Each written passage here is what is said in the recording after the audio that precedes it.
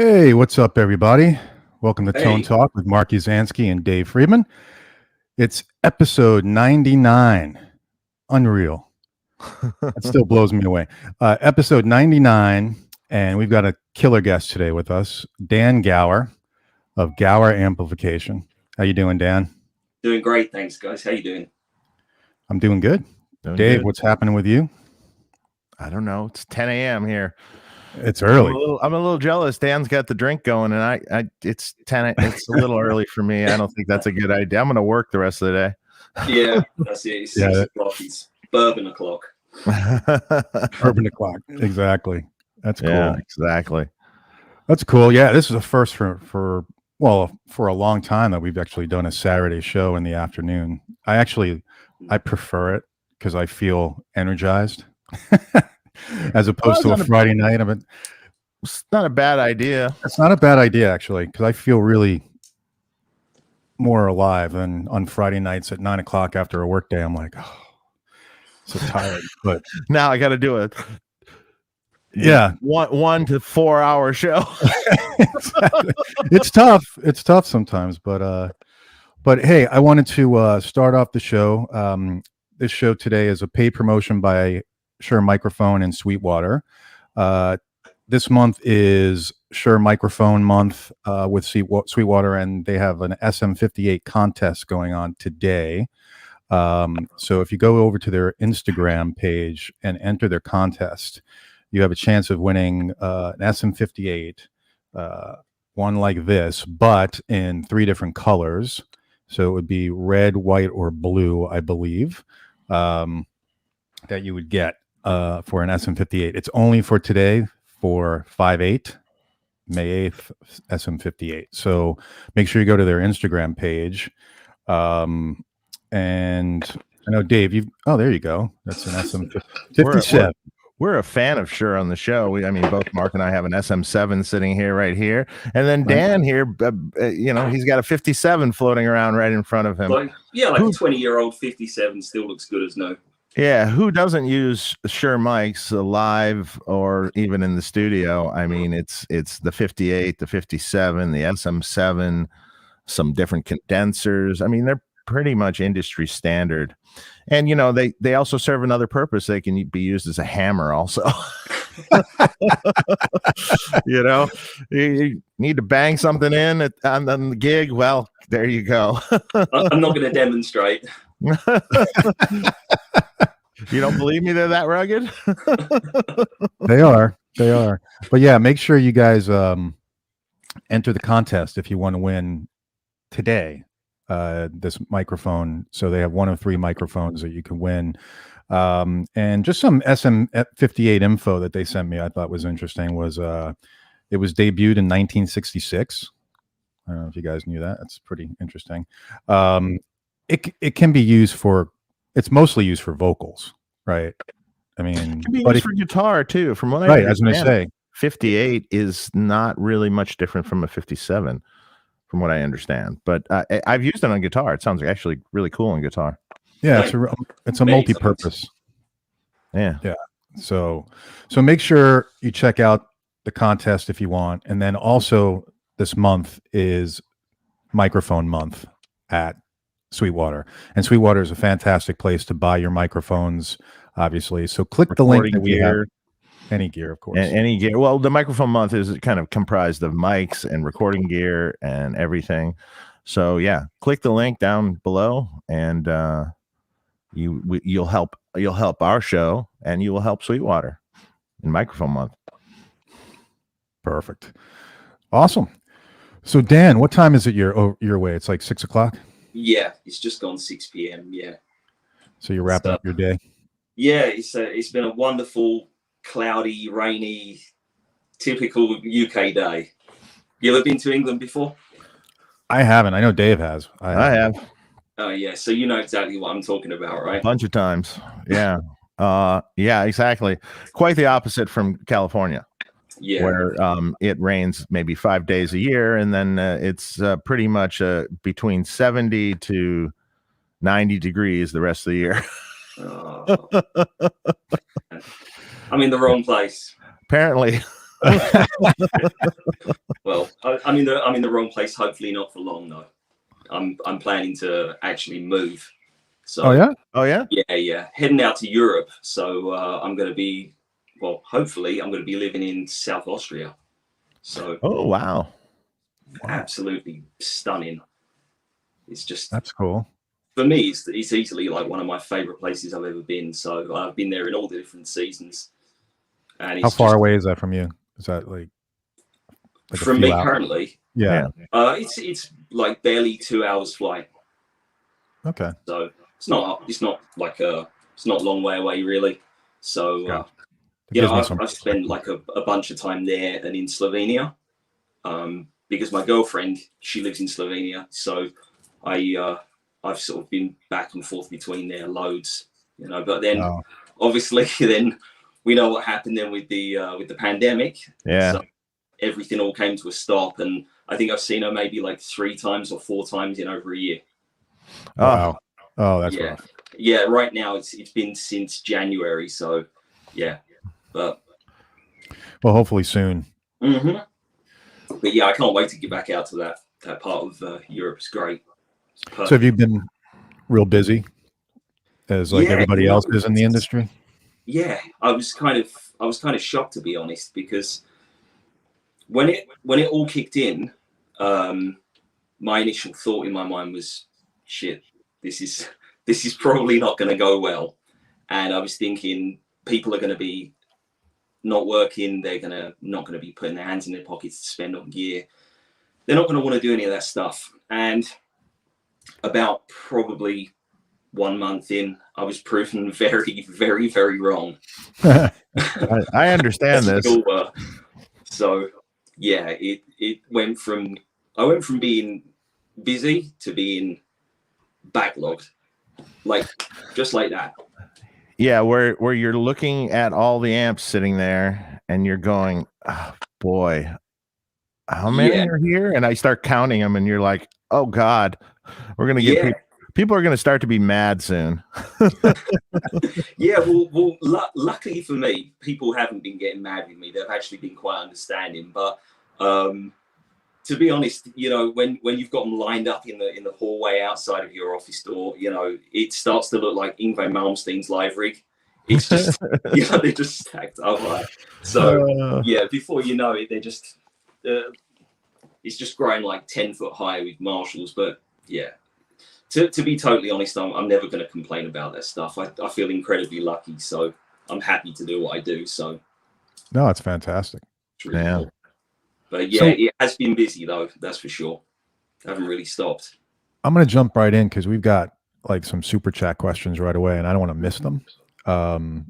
So Combustion, thanks for the super chat. Hey everyone, hope you're doing well. Dave and Dan, what do you think you do differently from one another when modifying a JCM 2203 or 2205? It depends on what you want.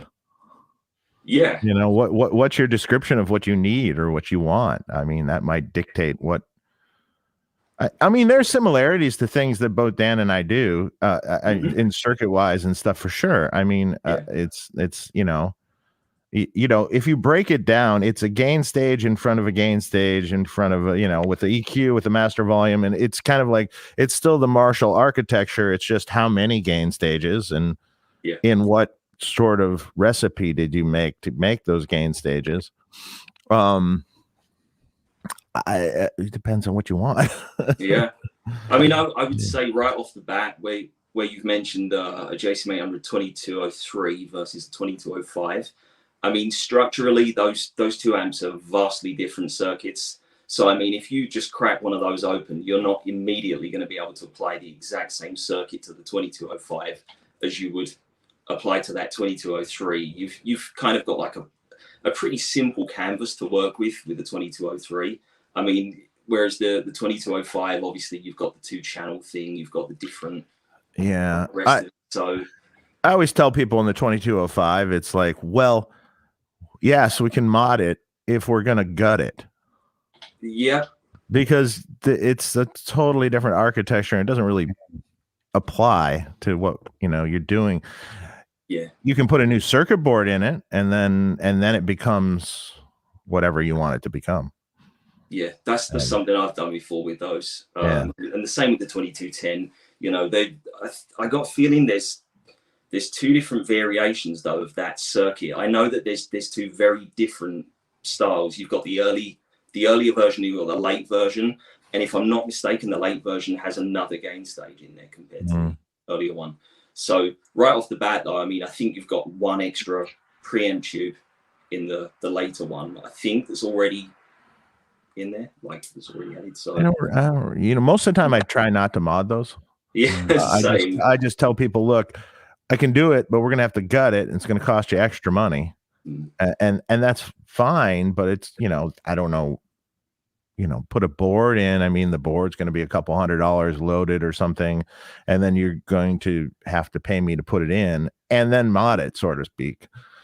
That's it. You end up with like double the price by the end of the job. Yeah. You know, sometimes I guess if you have one lying around, and if you haven't had to go out and spend anything to get it, then maybe it's worth doing.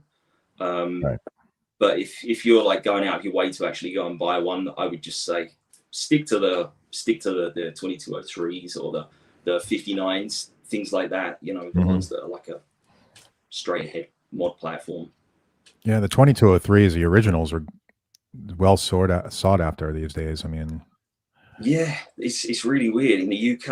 I mean, I've always been sourcing amps for customers, and there was a time where I was picking those up for maybe £500-600, and sometimes even lower than that. And now, for some reason, you know, there's loads of them on eBay that have just been sitting there since the beginning of the pandemic, and people are listing them for like $2,000. And they're not lowering their prices.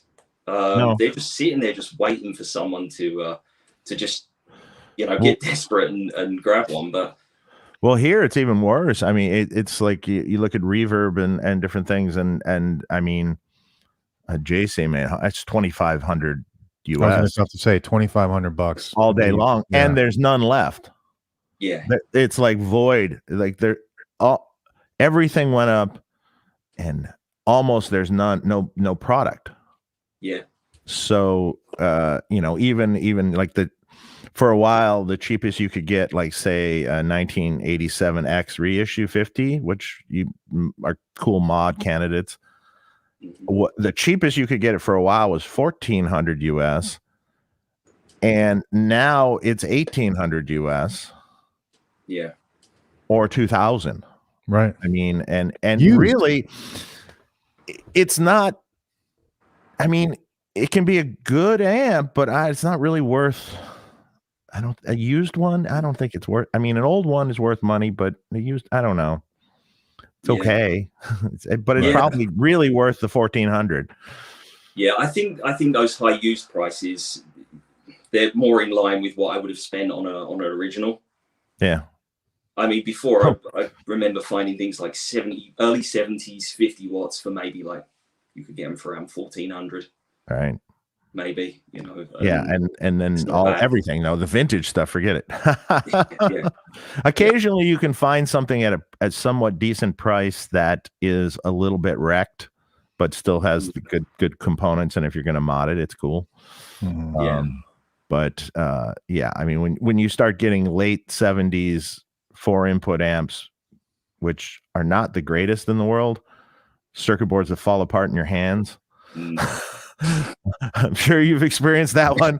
You're like, oh no, fuck. Big time. You know what? It's like every time you go working on those, and after a while, you actually start doing things like snipping parts from the top. Yeah. Because you know they're going to break underneath the minute you desolder them. I mean, usually half the time I end up like, you know, where you hack the broken off bit and then you scrape off the silk screen and everything behind the back to get a new track. I started with the parts on those. I started heating the part from the top of the board and pulling it that way, and it was less hard on the trace because it would just heat the solder up more indirectly, and you could pull them out that way and then clean them up, and that worked a lot better. But man, if you have to rework them a few times, forget it; it's going to fall apart. yeah, you get one chance with those, and I mean, it's a lot of times it works great if you snip the one of the legs really close to the body and just wiggle it out, because when they go in the board, they put the leads in and then they bend them out. Yeah. So it's like a barb. It's like a fishing hook. You just pull it hard enough and you just tear the whole the trace straight out.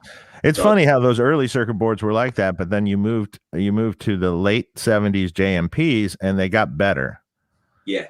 Less fragile, bigger. I'm still single-sided boards, but bigger traces and bigger pads, and just it held up better.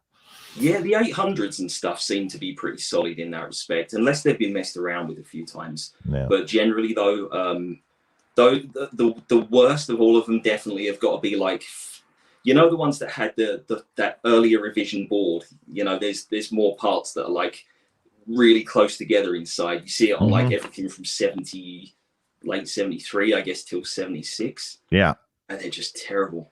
I know. And those are the amps that are going for really high dollar now. Probably broken. They're not the greatest amps in the world. No. Crazy prices these days. Thanks for the super chat, the Hoppo. Just want to say hi to Dan, and although I've never met him in person, consider him a mate, and thanks again for gowering my JVM Stealth. Hey, Hoppo. Very welcome. Very cool. Yeah, that was a fun one. It's one of those blacked out JVMs. Did you see that? Yeah, inside. The whole thing, everything is just blacked out. You can't even see what the controls do. Yeah. Yeah, I did an amp for a friend, Reza, that it was all blacked out, and it was it's a satin black panel and then shinier black writing on the satin black panel, and the logo's the same. You got to look at it sideways to understand which one what controls what. It does look cool. And I'm gonna make a bunch of those, and everyone wants it black like that. I'm like, okay, yeah, good luck. You put a piece of tape on the lower part of your thing so you know what the controls are. Yeah, you know what? It's probably fine for those guys that just like dime everything. You know, just everything on 10, and you don't have to worry about what any of them do. Just. I saw a faceplate that you did, Dave. It seemed like a one-off for somebody.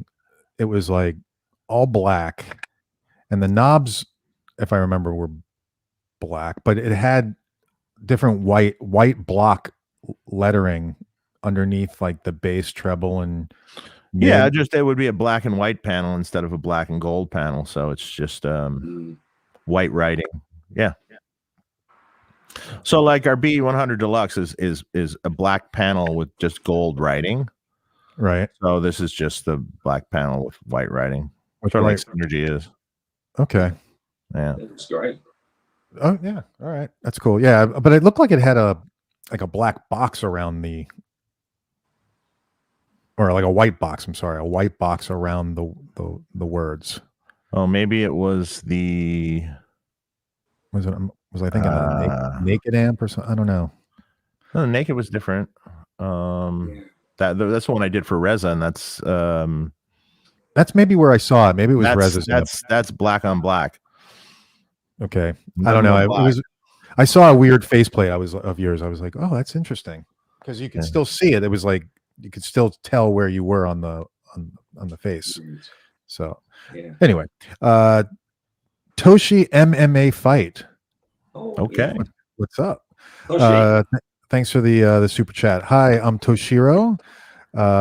Could you please tell me how you met Mr. Mike Fortin and how you came to develop Cali and Killer Cali plus plus? Also, please tell me the improvements from the Cali to the Killer Cali plus plus. Is that? Yeah, that's an interesting one. So I guess you have to tell your story first, which might be. Yeah, I mean that kind of how you got into all this. Yeah, it all kind of ties in together, really, because I guess if we go back kind of from the beginning, I mean, I started with guitar like really young. I started playing at the age of 6, and it was just obsession for me. So by the time I was in my early teens, I'd probably developed most of the playing chops that I have now. It's just by that point, I think you spend all the time obsessing over the playing and the technique that you start realizing that it's actually a lot more than just the playing. You have to have the tone to match. And at that point, I was playing through, like, I think for the first 6 years. I was playing through like a multi-effect pedal or something, you know, into a solid state amp, you know, the typical beginner stuff back in the day. And I ended up diving into the tube amp world. I think the first tube amp I got was one of those old Carvin X100s. Oh, you know the one that has the fuzzy carpet covering. Yeah. Yeah. So spectacular sounding amp. Oh yeah. Yeah. Exactly. So that was the first thing for me, and it ended up being used as a clean power amp for a modeler. It wasn't much of an improvement, but it actually didn't work very well. Like, it had a few problems, and I pretty much at the time, you know, being a kid, I didn't have the money, and I didn't also know where to go to have this stuff repaired. So even though on the back of the chassis it says, you know, warning, no user serviceable parts inside, high voltage, everything, you know, I opened up the thing and started fiddling around until I got zapped. And you know, bit by bit, I just, at the time, I took a guess and tried to like look and see if I could fix this thing. And I managed to do it. And it sort of at that point suddenly sparked a little bit of interest in this stuff. So I sort of got more into it. So fast forward a little bit further along from that, a few years later, and I ended up inheriting a JCM 800 2204. It was given to me by a neighbor. And at the time I was blown away because it actually was the amp I was saving up to buy. I was obsessed with all the guitar players who played for Ozzy, and you always saw JCM 800s and things like that on the stage. So I always thought, yeah, if I get the JCM 800, I'm going to sound like Jake. It's just going to click, you know. I'm going to get Jake's tone instantly, or I'm going to sound like Zach or whoever else. And I got this 2204, and the disappointment. It just, I can still remember it like so vividly the first time I plugged in, because I come from playing really compressed gear. You know, your typical effects pedals, modelers. I used to even be boosting the front end of those things with an overdrive. So you can imagine then you go from these, you know, ultra compressed systems to a bone dry 800. And even if you stack 2 tube screams in front, it's still not going to even be slightly forgiving compared to what you might have been used to. Right. So yeah, there was this huge disappointment, and it kind of then gave me the thought, okay, well, why doesn't mine sound like theirs? And why doesn't mine sound like some of these other ones that I've seen in these album booklets and liner notes and everything? And so bit by bit, I dug in deeper to try and find out what I could, and started to find out, yeah, okay, so many of these guys are using modded Marshalls. I didn't exactly know what that really even meant, like by modified. But so that kind of got me into the whole obsession with finding out more about this stuff. At that point, I was just hooked. And so I was getting my hands on as much reading material as I could. I mean, at the time, I didn't really know much about like the stuff that we all know now as the main like tube amp textbooks and things, but I was just finding anything I could to learn.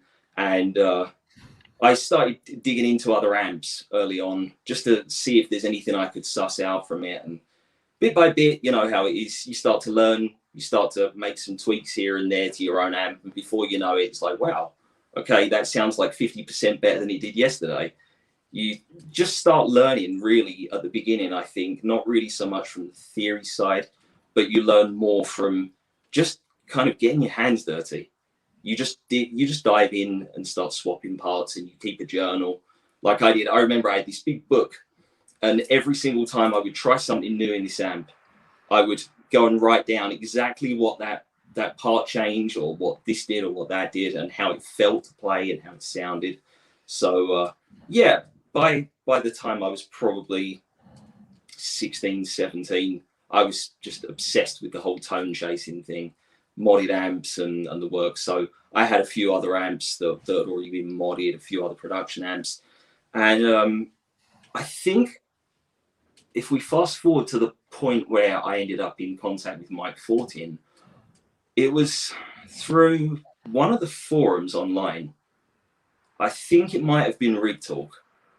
Mm-hmm. And I think we had a couple of mutual friends on there, and somehow we were on the topic of talking about modded amps and things, and we sort of hit it off straight away as friends, and we were messaging back and forth about different mods or ideas or things we might have seen and tried.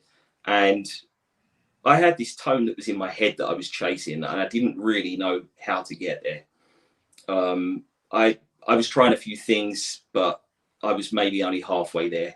And Mike came sort of to the rescue. He kind of sent me a message and just said, hey, you know, I've seen, you know, a bunch of other amps that are modified to sound kind of like the way you want them to sound. So maybe try like a bunch of these changes and see what you think.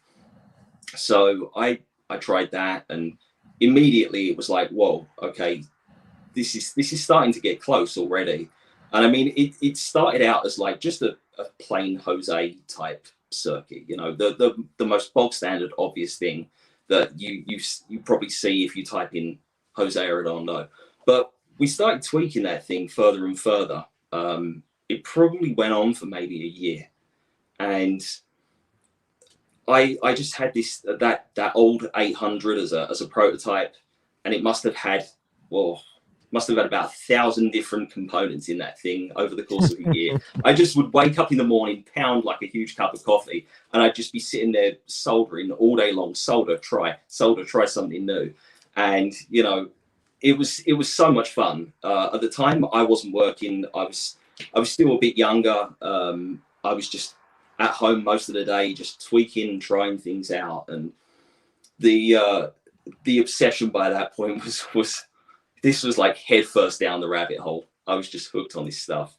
So yeah, bit by bit, I guess we got to a point where I think maybe after maybe 10 or 15 revisions of this thing, I posted up a clip, and I remember loads of people straight away got in touch with me and said, hey, can I get my amp modded the same way? And I mean, I wasn't doing this for a job. I was literally just doing this for a hobby thing originally. I was confident enough to do it as a job, but I hadn't even thought about it. And the demand came in so quickly that basically as soon as I said yes, I had like 6 months of work ahead of me almost.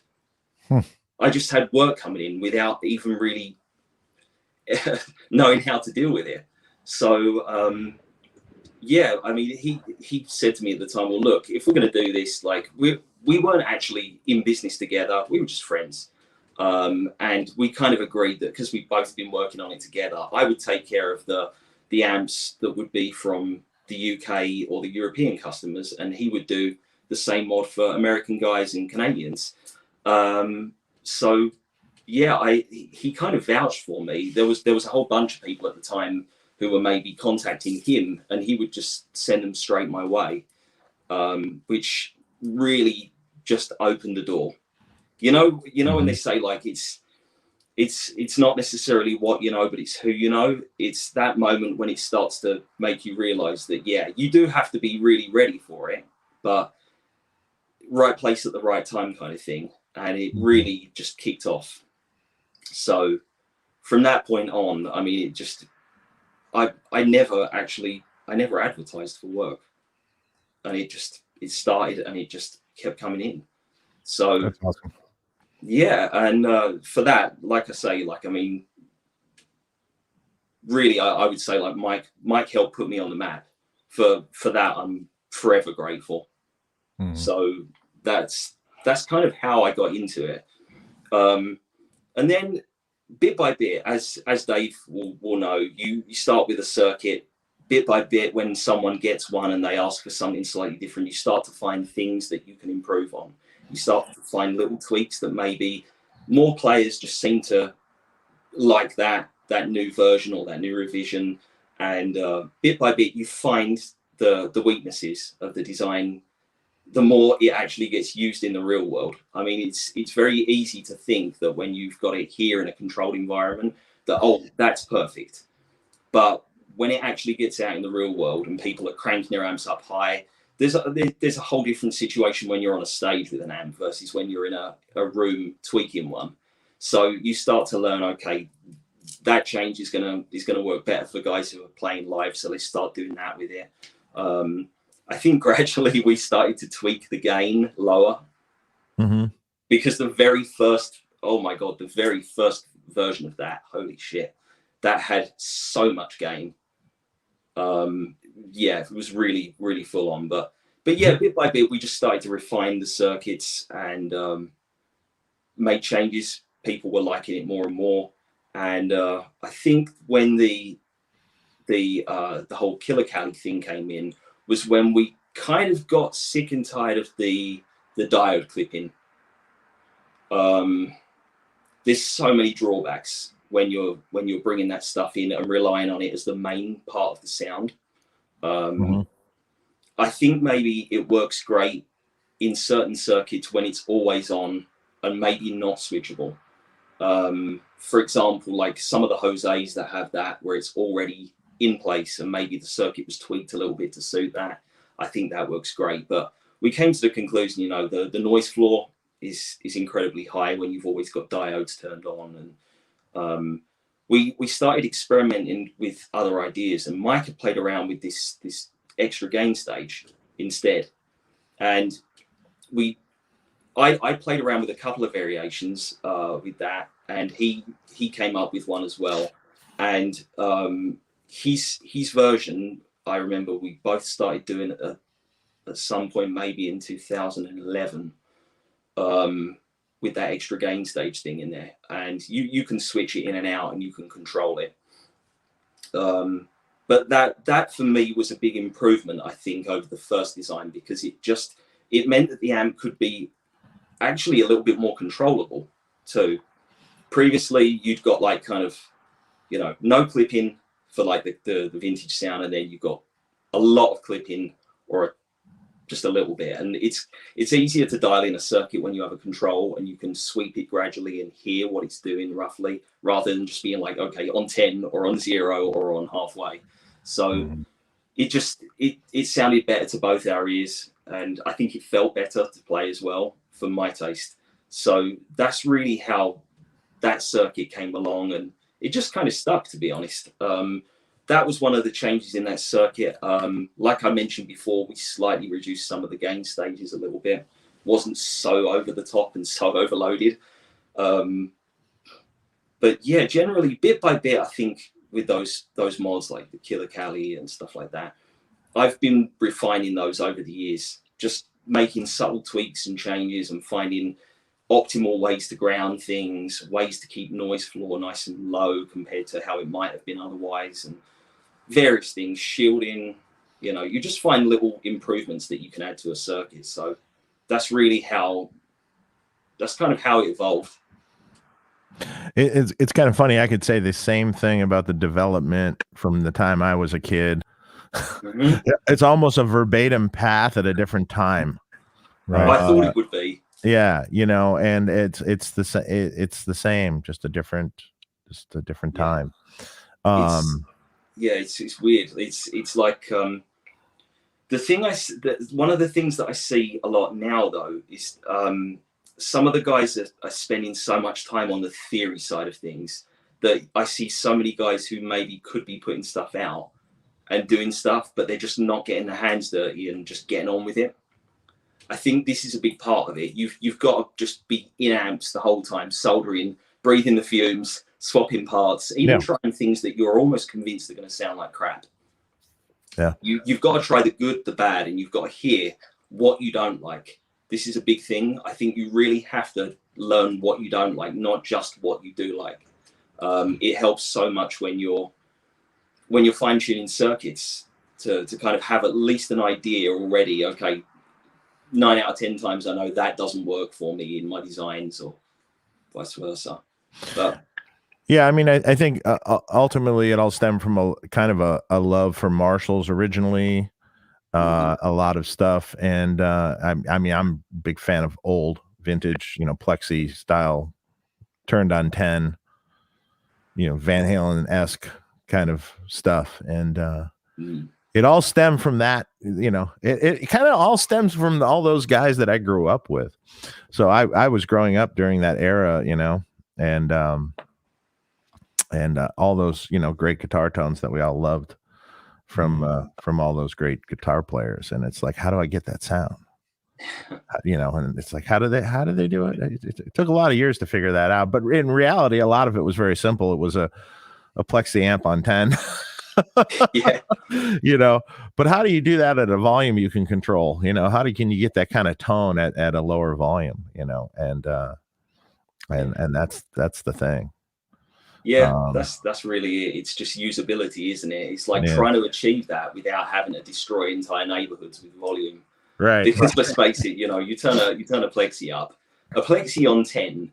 There's a lot of guys who have never actually tried it. They've just heard about it.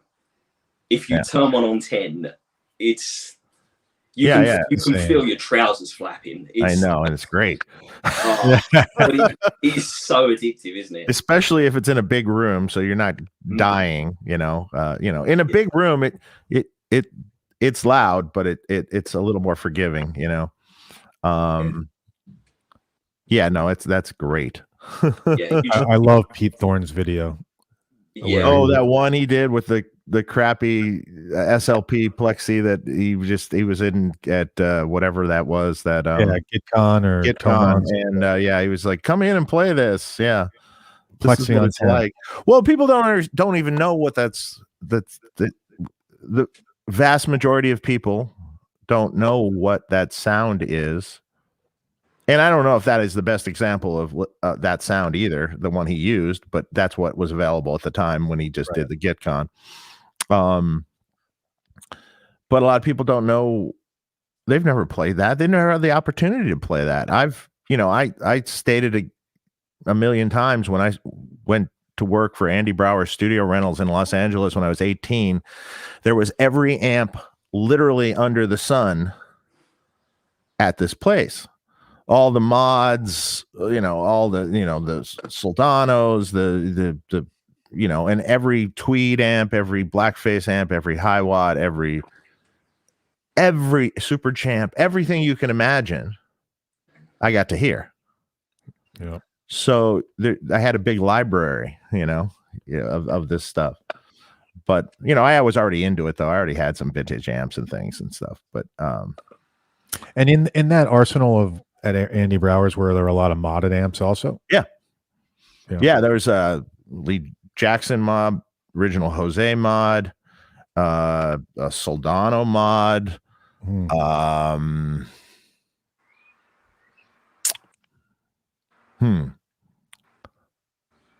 There might have been a couple others that I just escaped me, but they had all the main characters. Probably Randall Smith, probably. No. It was mainly a Soldano modded Marshall, a Jose modded Marshall, a Lee Jackson modded Marshall. Those were the main candidates.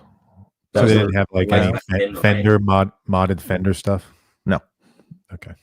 No, and all the Fender stuff is Blackface. I mean, every era Blackface, like in the display room, you'd have a Princeton, and then a Deluxe, and then a Vibrolux, and then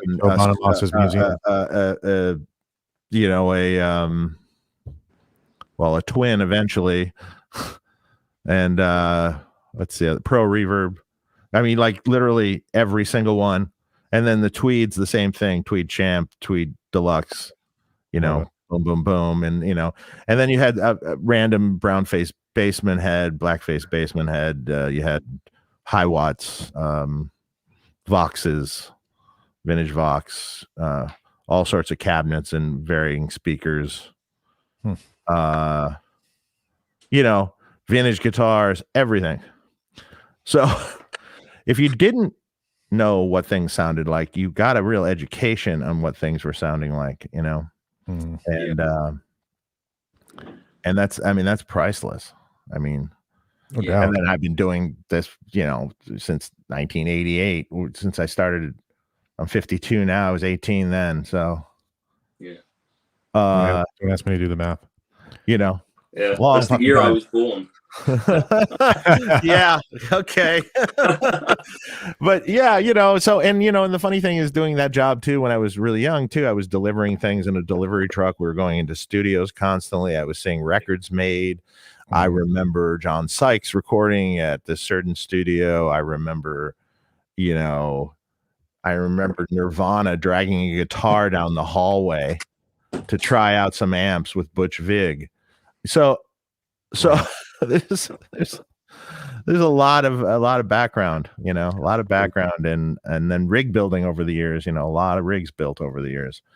So a lot of feedback and seeing what people really used and what was really used in studios and what, you know.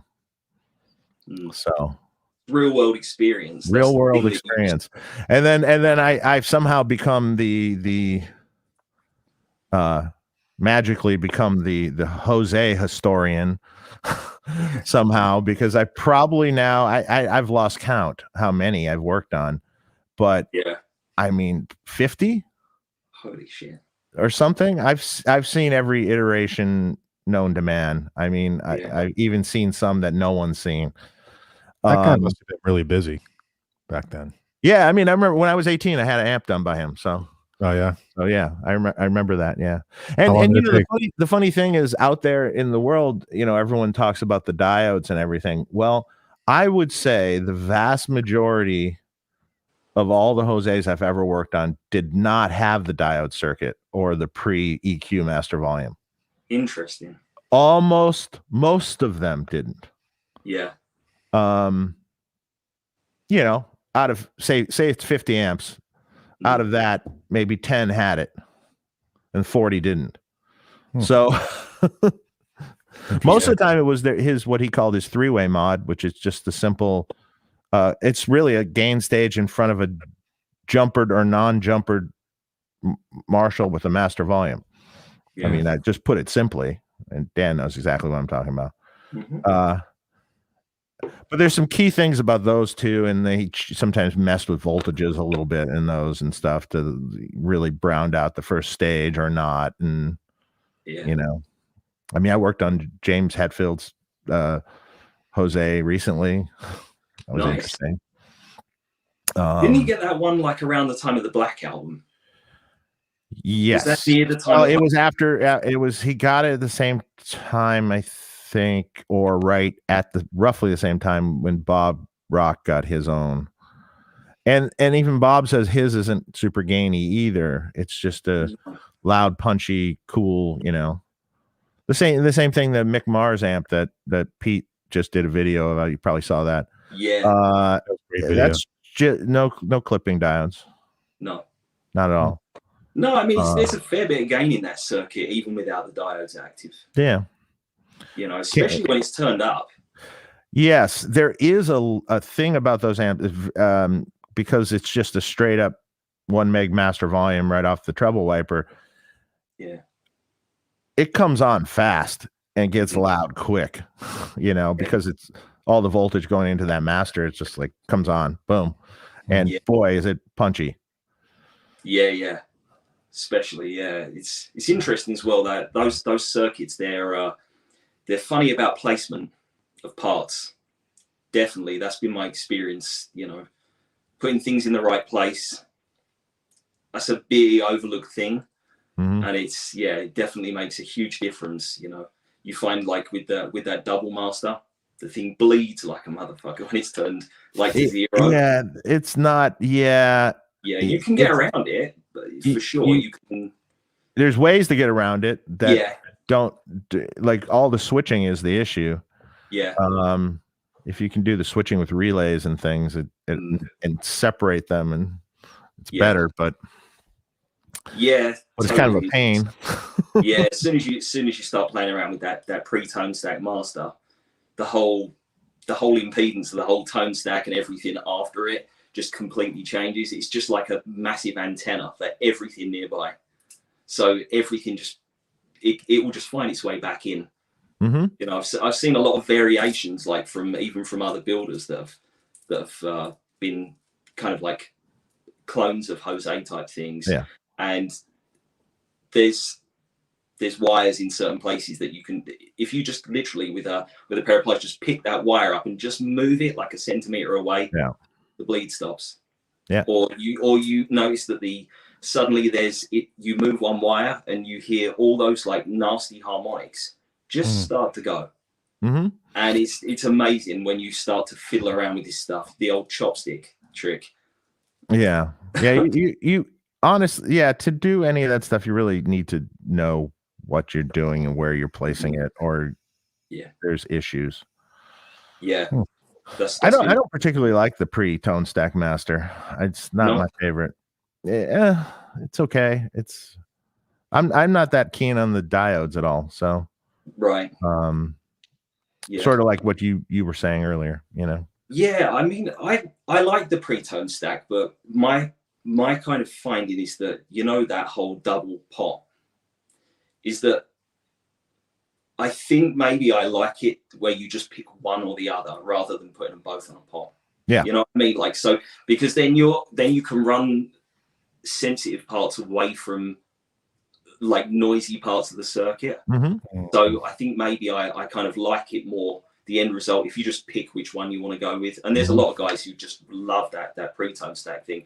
There's a lot of guys who just don't like it, and they're just like, you know what, I just like the way a master volume responds, say, in like an 800.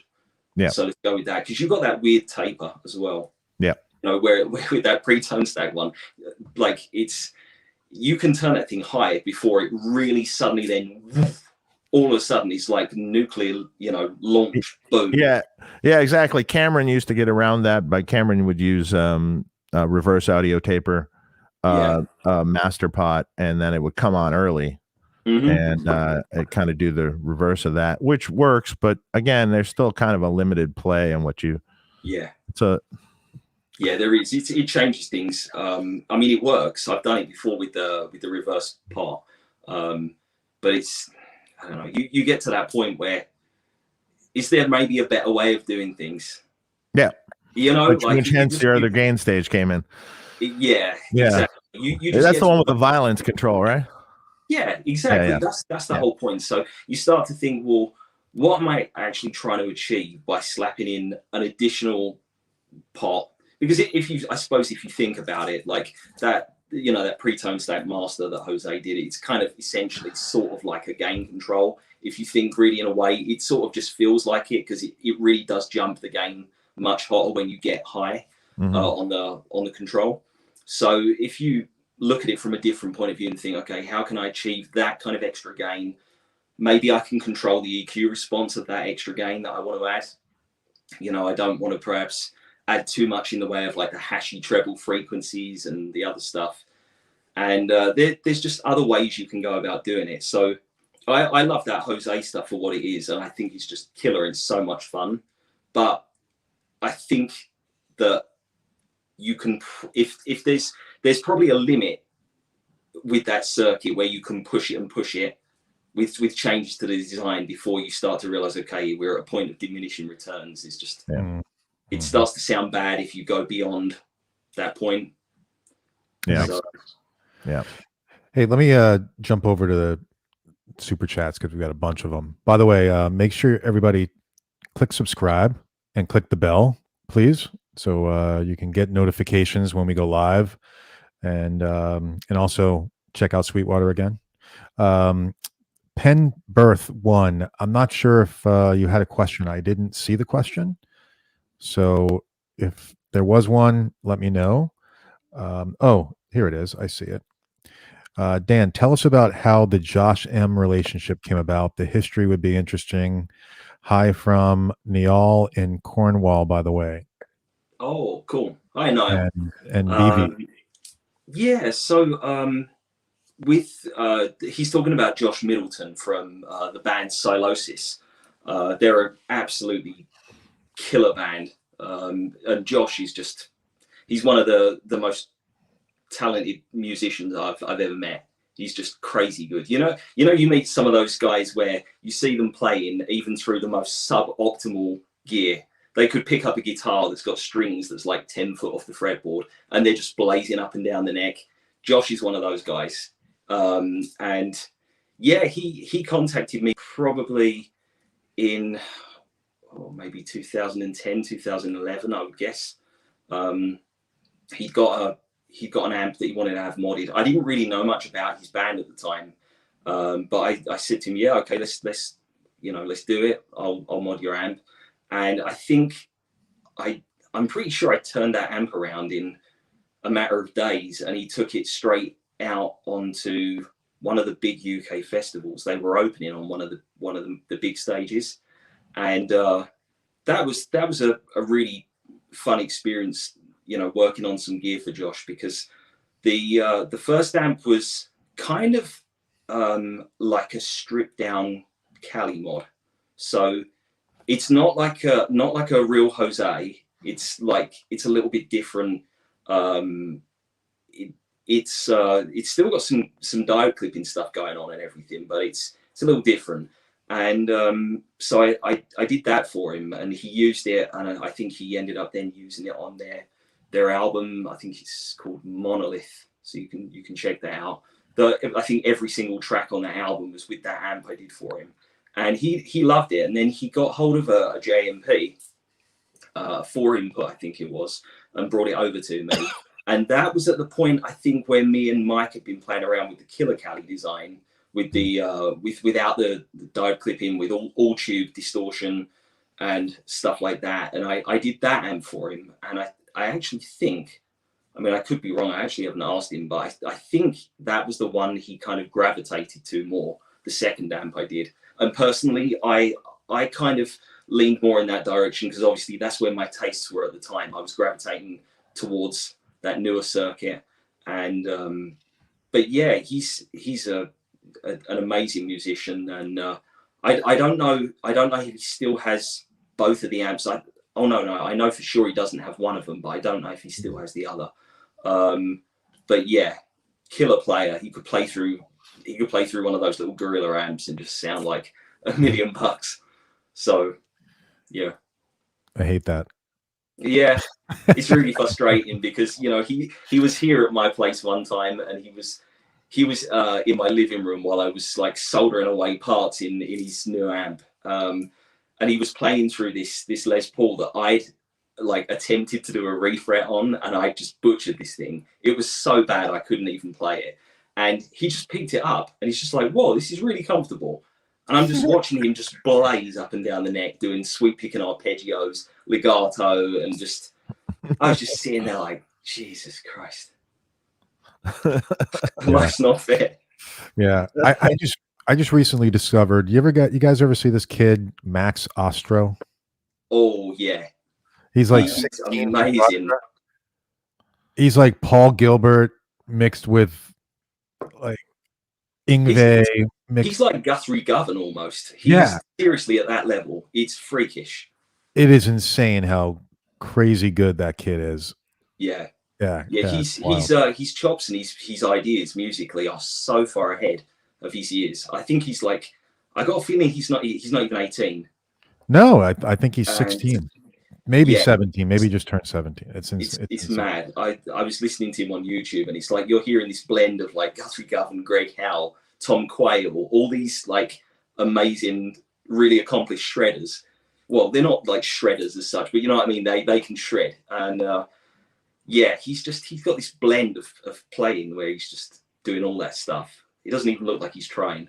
No, exactly. That's the thing. So frustrating. It doesn't even look like he's trying. He just has this look on his face like, oh, I'm really bored. Yeah. Ben J 2827, thanks for the super chat. And I feel the same way. Dave, his wife doesn't like you because he keeps buying your stuff. I've heard that before. Yeah. Loving the show from the UK. Keep up the great content, guys. Thanks so much. Really. Although I've had also on the opposite end of things, I've had people's wives buy them amps from me before as a secret.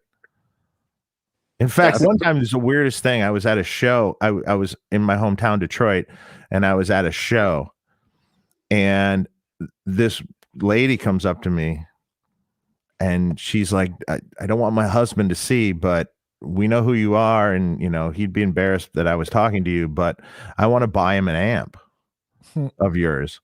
And I'm like, okay, something special or something cool. And I go, you know, I know of an amp here in Detroit at my friend's store that you could buy, and it is it's signed and it's a custom color and it's a half stack and it's cool. It's like red. It was really cool. And she's like, okay, yeah, can you give me his number? Okay, I don't want him to see now. I gotta go, but here's my number. Text me. It was this whole like felt like it was a drug deal or something on the side. Yeah. So that's a really cool wife. Yeah. Yeah, I was gonna say. I go, wow, he's lucky. Yeah. That's like the kind of thing my girlfriend would probably do, you know. You just bought him like for $4,000 half stack or something, or $5,000 half stack or whatever it was. Yeah. Gotta love that. That's a keeper right there. Yeah, right. James Abel, thanks for the super chat, guys. I think we may have discussed this, but guys, of all the various Jose mods that crop up, which are some of your favorites? Thanks, Dan, for being a top dude and always helping me out. Hey, James. James is my good friend. He lives like just down the road to me. Really, really cool guy, and he loves his Friedman stuff too. Yeah. Cool. So. There's not that many different Jose mods. I mean, there's the basic one, which is a half against, half a tube in front of a 4-input. Well, I'm just putting it really simply. In front of a 4-input amp that you have the ability to jumper with a master. And then there's another one that's the same thing, but they take the first tube and double it up, so it puts out more output voltage. Is that the one with the 2 gain pots or the single gain pot? No, single gain pot still, but they just parallel the input grid on the tube. They have separate plate resistors for each side of the tube and separate cathodes, but then they tie the 2 output caps of each half together. So it doubles up the output voltage essentially. So it's hitting the front of the amp harder. Funny thing is, I don't think that sounds as good as the half a tube though. It's a little, it's hard to explain, but when you listen to it and you disconnect one half of it and put it back and you're like, well, yeah, it's more gain, but I don't think it sounds as good. Yeah. The parallel gain stage thing, which is the other amp that did that one. Matchless amps do that. Matchless does it though with the cathode and the plate shared, doesn't it? It doesn't do the separate ones. No, this is separate. And I've seen that. I mean, that was one way he was coaxing a tad more gain out of it. Then there's there's either the half a tube or the doubled up parallel tube in front of the same thing, but with the pre-post master with clipping diodes. The front end, whether it's paralleled or not, is just dependent on how much gain they wanted, and at the time, I still don't like the parallel part. So then you have them both the master volumes. Clipping diodes are in all the time in either mode. So they just do less than a regular master volume mode. So there's that. And then he morphed it again where it's the 2 gain pots. So the 2 gain pots, just think treble channel and bass channel with their own respective boost stages. And then if they're pulled both, they're done at the input. Or it's at the input. So really, I think that was just done. It's like, hey, you want a fatter boosted sound, you use that input. If you want a treblier boosted sound, use that input. If you want to blend them, you could use both. It's not that much different than hitting it the parallel other one. Yeah, they're similar. And that's with the push pull master thing. Other than that, that's most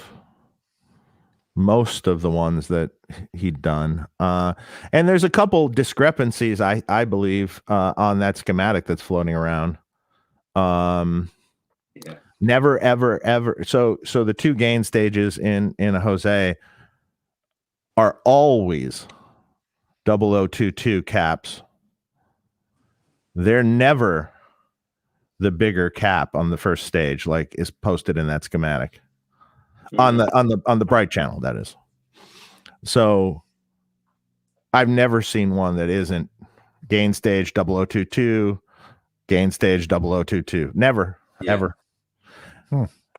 You think maybe at the time as well with Jose, you think there may have been component choices that he was using just because you didn't have the access to that stuff like we do now. You know, you probably got it from like military surplus stores. And... He got it from, there were stores out here, Apex Electronics. There were surplus stores that had parts and stuff, and they had all the good pots back then too, where the push pull pots, the original ones that are heavy duty, and you can't get that crap anymore. No, I've seen like maybe one in 10 years on eBay. Yeah. I don't even know. I can't even find a picture of them. But I know which one it is. I'm sure you know which one it is. But yeah, it's they're not easy to find. It's like this. Yeah. And there's the other. Wow, this is a newer one. That's the weird thing. So this I pulled out of a brand new Lee Jackson mod, and it looks like it's a new pot. Yeah, made by CTS. It's made by CTS. Yes, he must have had this made, because this is a new pot. Yeah, you know something. I'm kind of curious. I might email him and ask him. Yeah, because it's really heavy duty. Came with his kit that he used to sell. You know, he had a DVD and a parts kit. That part came in the kit. Did it? Yeah, that part came in the kit. And then I think sooner or later there might have then been the black plastic backed CTS pot. Yeah, just the single, the one that's got just the two contacts on the back. You know, so because that one's got 4, right? Yeah, it's got 4. Yeah, so and then there's the other one, obviously the one with the 6, the 6 lugs on the back, the big one. But yeah, those are like. You can't get this stuff anymore, unfortunately. Unfortunately now, you're stuck with a little alpha switching pot. Yeah, I usually find those ones from Bourne's. Yeah, well, the Bourne's are better, but recently there's been the dual 1 meg 3H shaft pot from Alpha that Tad sells. Does it have the double pull, double throw switch on it? Yeah. And it's not that expensive, and it's two pots, so you can use it for that master volume. But I also use it for any switching. I don't care. I'll just use it. I just won't use half the pot because they're tough. There's a big shaft. It screws in good, and probably better choice. And it's a solid shaft too, so I don't have to push on like the Bourne's. Yeah, well, I get the Bourne's ones. The ones I get have got the solid shaft, but but I think they go up to, in the double pot, I think they go up to 500K. Yeah, these are 1 meg. You can get them from Tad. I mean, you can use the 500K and it works okay for that kind of thing.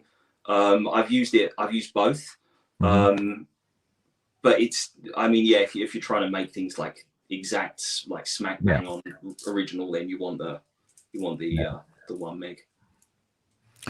Hey, let me jump over Super Chicks. We're Thanks getting for the super geeky, chat. guys. Sorry.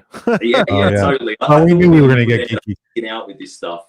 So hey guys, Dan, love your playing and amp sounds. What's the difference between an 1981 2203 JMP and a mid or late 80s 2203? My 81 2203 sounds open.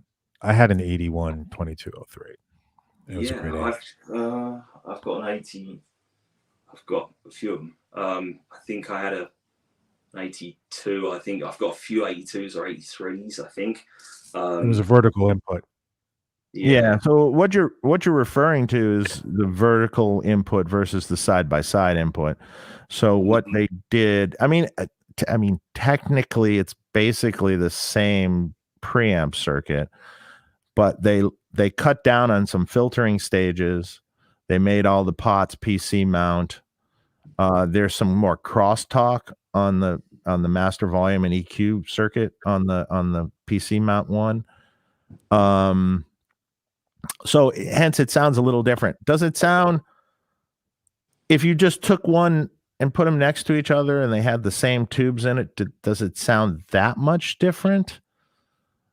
Not maybe that much different. Not night and day different. Not night and day. In fact, I've heard some of the side-by-side input ones that sound quite good, just even as a stock amp. Same.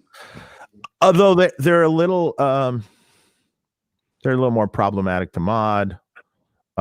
There's some little things you got to deal with, crosstalk, some different things that you have to deal with in them, but they can come out great still. Yeah, that's been my findings. The problem tends to creep up when you start to push more signal through one. If you want to start doing things like, maybe if you buy one and you think, oh, I'll just beef up the first gain stage a little bit hotter, that's where you're then going to experience that crosstalk happening more with one of those models, because it will happen. There's ways and means of getting around that. I'm sure you know ways of it, Dave, and it's the same with me. I've done things to those where I've got them to work, but I would say if I was going to do a full-blown mod to one of those, I would rather just pull the board and start fresh with a turret board.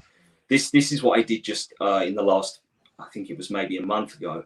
I did a JCM 800 from 1987 or 88 for the producer Andy Sneap.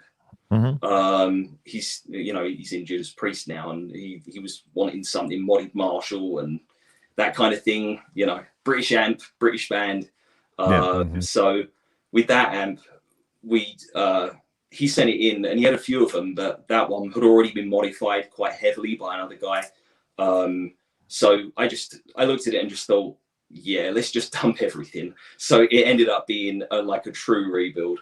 Got the whole chassis, every single part of the thing, barring the transformers, the power tube sockets, and everything else was gone. I just tore the whole thing out, clean, and rebuilt it. Then it's fine. Then if you were to compare that to maybe one that you might mod, if it's an early 80s vertical input one, then once you eliminate that whole board issue, there's not an issue. The transformers, they sound really similar. I don't actually know if they are the exact same transformer. I think they're exactly the same. Are they? Right. Yeah. So I mean, technically, if you talk to Dagnall or Drake, Drake. Drake at that point. Or is it Drake? Is it back to Dagnall now?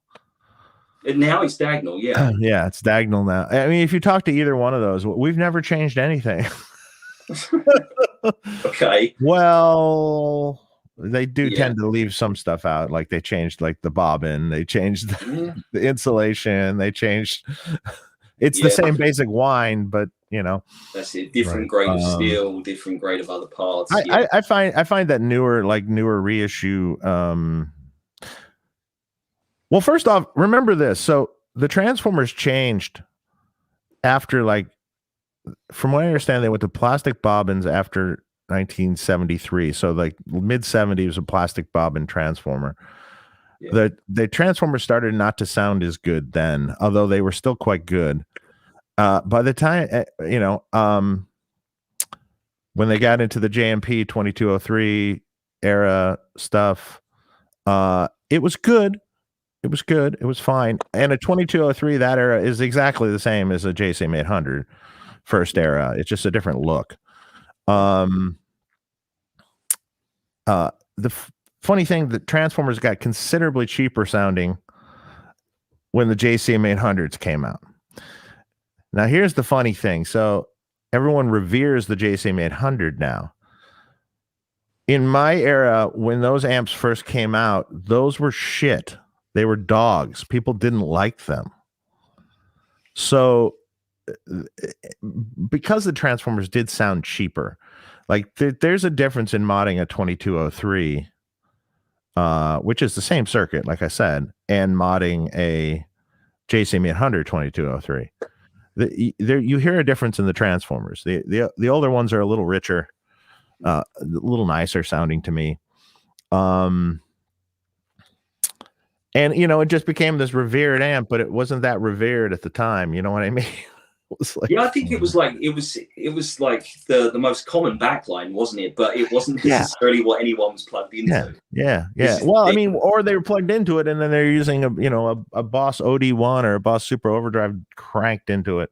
That's it, or like a PQ3 or something. Or something. 50 decibels again in the front, which sounds good, because if you just listen to an 800, I mean, one, you got to understand that an 800, you need to have the gain back a little bit, because you need that bright cap to tighten it up. The bright cap is on the gain. You needed 6, 7, somewhere in there, 8 max, no more. And then it tightens it up a lot. And a lot of people don't really understand that. And also they don't understand that when they turn it down low, it sounds awful. That's again, the bright cap that's on it. And the amp in generally speaking, is kind of a loose low end, not a lot of mid range. I find myself turning the low end down and the mid range up and the volume up, and just to even get some sort of a passable tone out of it. Same. And I still find it kind of be like, Yeah, but the thing with 800s though, I think, is that when you're plugged straight into one, I think that, like you were just saying, you find yourself dialing it that way. The minute you put a boost in front, how everyone nowadays complains that you're missing a lot of like low end when you hit something, you hit a tube screamer in front of an amp. But if you think about it, like back in the day when those amps were actually quite loose, like those 800s, when you pin the bass on 10 and you got the mids up, when you've got the gain cranked up high on one of those, so it's actually kind of undefined, I think that's where it then sounds best with the boost hitting it. Especially if you use something like a parametric, or if you use a tube screamer, or even a super overdrive, just a good old classic SD1. You kind of want the amp to be a bit squishy, and then when you hit it with that pedal, then it just kind of like fixes everything that you're not digging about it. You're modding the amp with the pedal. That's it. Exactly. So to speak, basically. Which is basically the concept of amp mods. Pretty much. It's like to get it out of the amp without using the pedal. You know. Right. True. Yeah. Let me jump over to. Yeah, I can't pronounce that, but thank you for the super chat though. I have a Friedman Custom 50 with the full black front panel like Reza. Oh, cool. Yeah.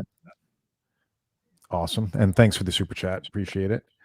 Mr. Anderson.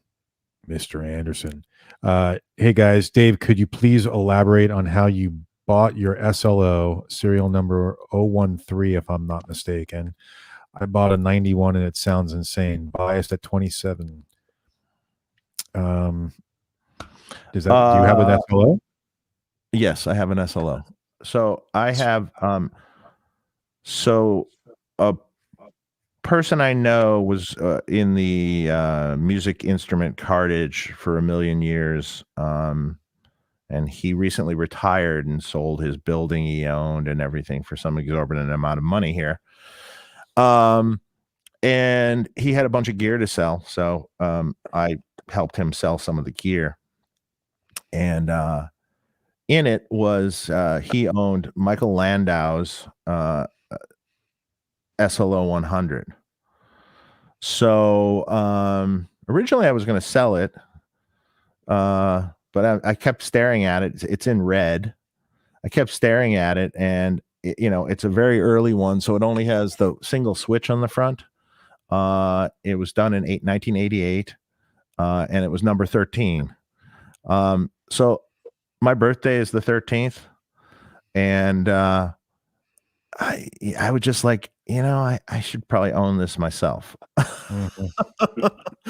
I should probably own this myself. That's awesome. So, when did you get that? That recently? Yeah, recently. Yeah. So I paid some exorbitant price for it, and I bought it. But it's literally like a collector's piece. Of course. You know, and it sounds really good, I gotta say. I mean, as far as Soldanos go, it sounds it's like money. Is it just stock? Nice. Stock. It hasn't been changed. It's the original amp. It was his amp for sure. I confirmed that with Michael Soldano, and it's in red. It looks really cool. If you remember on when let's see if we Soldano can was actually. Hey, in the corner there. There it is. Keep it right there. Oh, you moved it. Oh, wait, you want me to? Oh, there we go. Yeah, let's get big. There we go. Oh, nice. Awesome. Are all those your amps, Dave? Yes. All Sweet. those. That's a nice view we haven't gotten before. Nope. Cool. And I have more. You can never have too That's many. cool. Now, if you remember, when Mike was on the show, he showed us the original list of people who ordered the amps, and I remember. I mean, 13 was on there. Yep. So, so I have to go back and look. It's super cool. It's it's the original. You know, the original Transformers. The originally he used a ton of carbon comp resistors in the amps. The original old ones. So they're not all the metal films like he later used, and Mallory filter caps, and just the whole original deal. And it sounds really good. That's awesome. Yeah, so, that stuff all makes a difference. Yeah, oh yeah. Joe L, thanks for the super chat. Hey Dave, did you ever work or know anything about the mods on Joe Holmes' Jose Marshalls and what mods were done to them exactly? Maybe Dan knows too. I have worked when Joe was playing with Ozzy. I did a bunch of retubes on those amps, and unfortunately, at the time, I did not write everything down on what was in it. I do know that it is the 2 gain pot circuit, so it has the 2 push pull gain pots, one for bass channel, one for the other channel, and the part I don't quite remember is if it had the Zeners or not, the diodes or not. I don't remember if it has a push-pull master or not. That's my only thing. And I haven't seen it again, although I might in the future see it. So I will confirm that if I do. I don't know for sure, but I seem to think that I had a photo of one of those amps from the face, not a gut shot or anything, but head on. And you know how you can tell from certain pictures when that pot's pulled, because if you kind of look at it like side on, it looks like it's lower. Yeah. And it looked like it was pulled. So I'm guessing it does, but then again, who knows if it's actually got any diodes in there or anything. I don't remember it as being exceptionally gainy though. And the funny thing is a lot of those amps that I serviced over the years, the ones that did have the diodes, a lot of them were blown and the diodes weren't working. Interesting. So in fact, a ton of them were that way. And so it wasn't like it was originally, they'd probably been using it that way forever without it. And one of these days, maybe I'll confirm it. Theoretically, it's in there because the dual gain pots probably had it. Yeah. So, but I can't recall though if he really uses it pulled or not either. So, doesn't he use the PCM 41 though as a gain booster? Doesn't he? Yes, he does. That's the other thing I was just going to add. He uses the PCM as the gain boost. Yeah. So that kind of almost makes me think that they're not in there. Yeah, maybe not. And it's definitely cool. And that's the other thing that's a little foggy too, because where that loop was placed in the amp too, because it's been done several places, and a lot of sometimes it was after the very first gain stage. Although if he has the 2 pots, there'd have to be 2 loops. I don't remember there being 2 loops. And also, it wouldn't really make sense to boost the treble side if you're also blending in the bass side. So I actually, if I recall, I think it's before the cathode follower. I've put that in one to try it, and it does that effect perfectly. Yeah. So that makes me think it's that. But I honestly don't think the whole PCM 41 thing is like the secret to that sound. Because I tried it with a couple of other devices, and I found that anything that had boost, more or less like an analog signal path, if you just hammer the gain control on it for those old rack units, it kind of did the same thing. It would do the same thing. It was like a clean boost, essentially. Just that could take the signal level that's there, and and just he would boost it a little more. Yeah, because it's noisy with that 41 in the loop. Yeah. You get a great sound though. I just can't remember. I remember retubing the amps. I just at the time I didn't write it down. This is a long time ago though. So super chat from Ted Fur. Mark, have you always played lefty? I'm a lefty who plays right-handed. I blame it on my 5th grade music teacher back in '81 who made me play righty. Maybe you should thank him. I mean, being a I've always played guitar lefty, always. And I started out playing drums for many years, and I was a mixture of lefty and righty. So my feet were righty and my hands were lefty. So I really would play like this, the drums, but instead I played open, kind of like Simon Phillips or some other players, where I would play open with the ride like this, but it's considered lefty. So whenever I would do a roll, I would lead with my left hand, and I would get all screwed up. And so anyway, but I've always played guitar lefty. And at first it was a real pain in the ass back in the day to get a lefty guitar. Now it's not so bad. But so yeah, always been a lefty. And thanks for the super chat, Ted. I appreciate it. Let's see. It's a whole bunch of super chats. I know. Edinburgh S. Hey Dan, Simon up in Edinburgh. I don't know if I'm saying that right. Still loving my KK. What differences between the KK++ and Rock Monster? What tone are you targeting with each? So that's Simon. Oh yeah. Hey Simon. Yeah. So with those amps, I mean the Killer Cali is definitely it's aiming for like a Jose-ish character, but then it sort of goes off in a little bit of a different direction. I'd say it goes a little bit more modern. The Rock Monster mod is more compressed. It's meant to be kind of like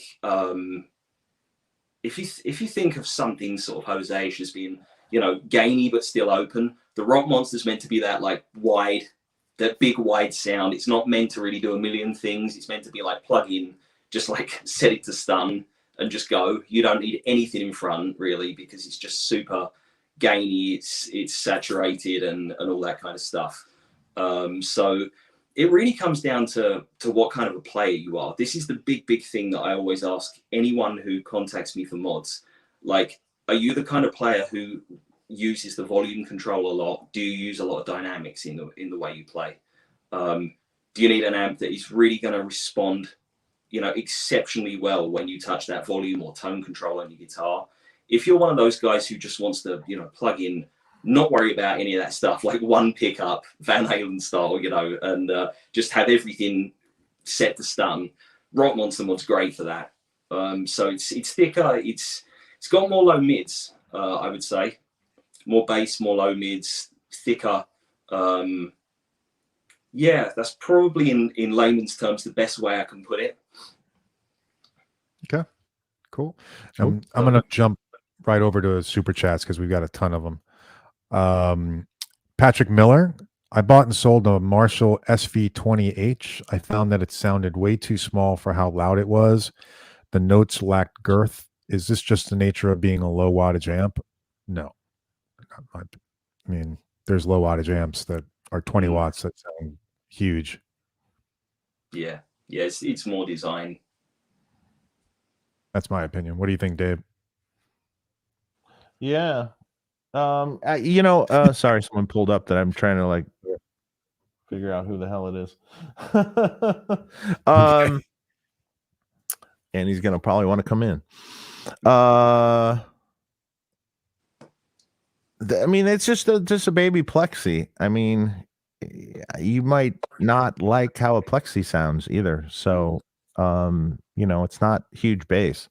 It's not real big. It's it's pretty focused and tight on the lead channel. I haven't had a ton of experience with that one, to be honest. Like, I have one here that I got a mod, but I think I got one coming in soon, actually. Yeah. Well, they're. I mean, I did an 800, which is the same basics, the series and power section. I'm assuming it's the same amp inside. yeah. It was quite easy to mod, but and it came out really cool. So Yeah. I'll throw in as well in there as the other thing to keep in mind is that if someone plays a 20 and they say, you know what, I think it sounds small. Yeah. The other thing I might add to that is that what do you usually play? Because if you're usually playing hundreds, I'll be right back. I will put it out there that even something like a 50 may sound small compared to 100. In many cases, a really, really, really well designed 50 will absolutely hold its own, but 100 is a whole different animal. So if you've got like if you've gone from 100 and you plug into a 20, it's gonna be a huge jump. That's the big thing I've found. Yeah, it's not like with a 50 and 100. No, 50 and 100, the difference is much smaller. It's definitely there. But I would say once you go down below 50, there is a way, way bigger jump in the overall response.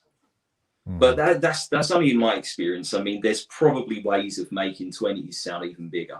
I've just never experimented. So who knows? Maybe it's one to play around with on the bench and see what can be done. Right. All right. But I think those new ones, those Studio Vintage and Studio Classic, the 20 Marshalls, they look like they're nicely made and everything, So that's what I heard. They're probably good for like a kind of a cheaper mod, something like that. If you want it just tweaked a little bit more, maybe, so that you don't even have to boost it or anything. You just plug in and go kind of thing. Go, yeah. I mean, the price is right on them. Yeah, they're not crazy money. No. Let's see. Modern Vintage. Dan and Dave, have you played a Larry amplifier? Are Dan and Fortin's Cali Plus Plus and Rock Monster mods still exactly the same? Can you discuss those two mods? Well, Mike doesn't do mods. Mike just does production stuff. So, I mean, me and Mike were sharing ideas and things back. Probably, I would say it was a while back, the last time we kind of sort of collaborated on stuff. It was probably pre-2015, I would guess. So if Mike has done anything like that since, there could be differences. I don't know for sure. I mean, I've just kind of over the years gradually started to dial them in ways that I think sound better. Little changes here and there, things that are just like they're subtle refinements, I would say, because I think you just learn over the course of time. Okay, that just sounds better to my ears, and at the end of the day, if you're paying me to mod it, my taste in tone when I'm modding something may be different to another tech doing the same recipe. So I'm the one who's got to sign my name off on the chassis and say, okay, this is the best I can do right now. So if that's the case, then I'll always put in changes or other things that I feel are only beneficial to the sound. But yeah, I don't know if Mike's done anything like that since then it could be they're the same recipe. It could be they're maybe slightly different. So I can't honestly say. Okay. James Abel. Speaking of plexis on 10, I recently cranked my 72 that Dan just talked me into buying here at home for a brief minute. Epic. Oh yeah. The neighbors recovered. Yeah. I once took my B100 It was like within the first week of owning it, and I turned it up to about 5, and which is basically max. And I remember my neighbor across the street came out of their house and was looking outside like this, just like, what the hell is going and I saw her from these windows over here, and I then lowered everything. Really, I was just like, we're lucky. We have I have a shop, so at the shop it makes no difference what we do. yeah, We could play 100 watts on 10 all day long every day. It would be fine. that's awesome. Yeah, Although it wouldn't be fine because it'd be deaf, but right. Yeah. By the way, speaking of going deaf, I just recently I played with the band, played with a bunch of guys that I played with for years, and I used those Heroes earplugs. They were great. I'm not, they just in a pinch if you don't have really, professionally molded earplugs. I've never used a set of earplugs in my life. Really? No. Wow. Well, I can tell you, I've got tinnitus. Yeah. Same. Yeah. So yep, I just hear it all the time. So if I didn't do it, it would be so bad I was dreading it actually. Yeah, it's horrible. If you're like prone to that, then once it kicks in, you can go through phases of being like 6 months without a single whistle in your ears, and then just one tiny little noise will trigger it, and it will be back for months, and then it goes away again for me. It just comes and goes. So you see, mine's pretty constant, but I saw a video by Henning Pauly just recently that he did on ear protection, and he said he was taking a high dose of ginkgo biloba, and it actually helped it go away. Nice. So I wrote him. I said, "Tell what was the milligram?" And I think I'm going to try it because I do have this ringing, and it was from years of actually not guitar playing. It was from drumming. Drums for me. Yeah, drums in the practice place that we used to have, which were like warehouses, where people stored their shit.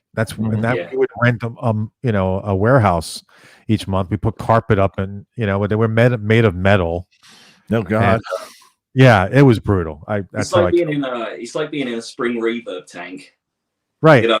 Everything just wants to bounce, unless there's just carpet like on the ceiling, on the floor, on the walls. Well, there was not on the ceiling, so it was on the walls. We tried as best we could, but still, it was it was horrible, and the drums killed me. Those drums destroy your hearing. Yeah, totally. Lou Sequoia, how are you, man? Thanks for the super chat. Hey guys, what was the design flaws on the JCM 800 split channel and JCM 900s? No tech wants to mod a split channel. Yeah, we kind of talked about that earlier, right? We did talk about that. I mean, it's just the split channel isn't the right architecture circuit wise for most of these mods we're talking about doing. So it's not something easily moddable. Basically, you can gut it and put 2 channels of your liking in it, which is probably the best and quickest way to do the mods on them. But it does cost you a lot more money to do that. I mean, it's probably I don't off the top of my head, if I had to do that, I'd probably charge you an extra $500 or something.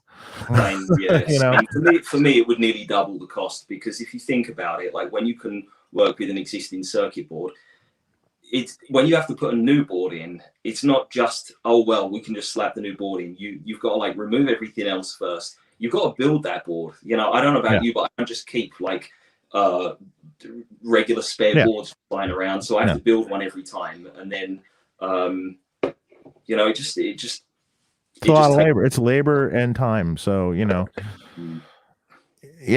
double your close to double your cost, maybe. Yeah. And then after you rebuild the amp to something, then you sort of mod it and tweak it from there. So then that's on top of that. So yeah, and you can't use those full width boards in those split channel ones. The preamp tubes are really close to the middle of the chassis. So I just built one recently, and it had like a board that was like high watt style.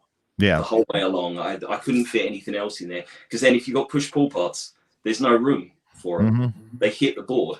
So that's the issue. And the 900, just forget it in general.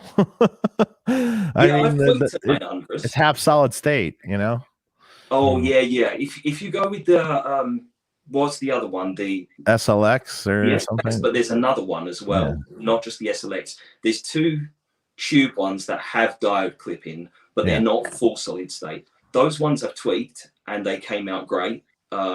I didn't do like a full blown mod like you and I would call a proper like mod, but I worked on them from a case to case basis and they came out good. You just have to kind of be mindful of the fact that, like we said, with crosstalk and other things happening, there's going to be a limit to how far you can go.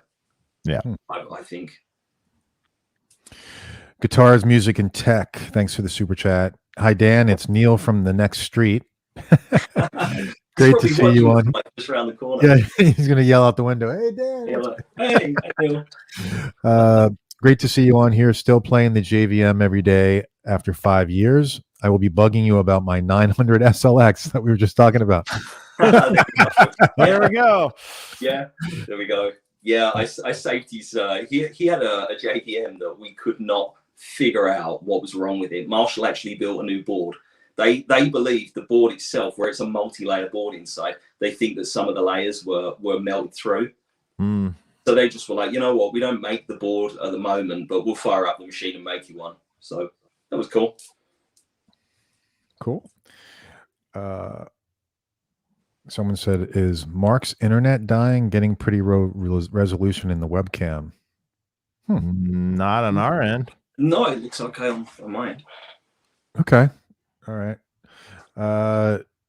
JCM Les Paul, thanks for the super chat. Cheers, Dan. He said. That's Josh. Hey, Josh. Cool. Let me scroll down here. Chi, thanks for the super chat. What's the difference between the Cameron Aldrich versus the Gower Shure Aldrich mod? Well, I've seen both. I don't know about you, Dave. I think they're totally different, aren't they? They are completely different. Yeah, it's not even in the remote vicinity of each other. No, the Gower Shure thing is, it's like the trademark SE lead thing, that's like all tube and two cold stages. Yeah, cathode follower as well. The Cameron stuff isn't cathode. Yeah, no cathode follower. Yeah. Very, very different. And to me, they don't even sound similar. Totally different mods. Yeah, they're both really cool. One of them I think sounds better when you're plugged straight in, which is the Cameron. I think the Shure one, for my taste, it sounds wicked cool if you hit it with a pedal, like just to boost it a little more, because the amp is a bit thicker. I say a bit thicker; it's significantly thicker. But it takes boost like a champ. It's really, really cool. Got a super chat from Stay Curious, which says, see below, which I will. I have an older 80s Strat, but it feels harder to bend the higher strings. The action is low, but I'm stumped. Could it be that the nut needs adjustment? I'm using 9 to 42 strings. It feels harder to bend the higher strings. Well, there's a few things that it could be the case. For me, I found that some of my guitars, if the truss rod is maybe way out of whack, if it's at one of the extremes, if it's too backbowed or if it's really dead straight, then it might be that you want to be somewhere in between those extremes. The nut height could be too high. I mean, I personally almost go too low with my nut height on any of my guitars. Just because for me, the lower it is, if you can go like as low as possible without that thing fretting out on the first fret when you play open strings, then it will feel effortless to play. I would agree. It's a big factor. Most of like high end guitars will have a quite a low nut, like Sures and Tom Anderson guitars and things that are really, they do it well and it's very low. But I agree, if that nut is too high, it feels awful to play. Yeah, it's yeah, clunky. it is. Yeah, it's awkward. And the other thing that can also be a factor is depending how many springs you've got on the tremolo. If it's not locked down, like if it's floating and you've got 2 springs in it, you have to bend further to reach that note. Whereas if you have 3 springs in there, you actually feel like you don't have to bend so far, because every time you bend, the bridge lifts with it. So that's another thing. Like the Van Halen way with the 2 springs, I can't play that way at all, because I came up on 3 spring super strats, you know, always. So for me, that's how I'm used to it. But 2 springs, but he had it locked down to the body, so that's true. Yeah, it wouldn't really come up. And also it was 9, you know, it was 9s tuned to E flat. So yeah, if you go to 10s, you can't do 2 springs anyway. Once you go to 10s, you need 3 springs, at least from what I found. So yeah, I think so. Yeah, it's one of those things. L. Scott Music, thanks for the super chat. How many useful mods are possible in an amp? Do standard mods need to be tailored to each amp? I guess it's how many are possible? I've seen it. I've seen a couple of Dan's amps that have quite a few. Yeah, I'm probably at the point where I'm kind of pushing. You know, I'm pushing it a bit with how much I can physically fit on the panels. I saw one recently that was this like, it's like, holy fuck, how many gain stages could we possibly need here? Which like gain, it was it, switching and gain and all sorts of stuff. Was that one of the Rock Monster ones with another channel in there on the back? I think so. Yes. Yeah. And I don't even remember how many gain stages, but it was like it went from like gain 5 to stupid gain to even stupider gain. Yeah.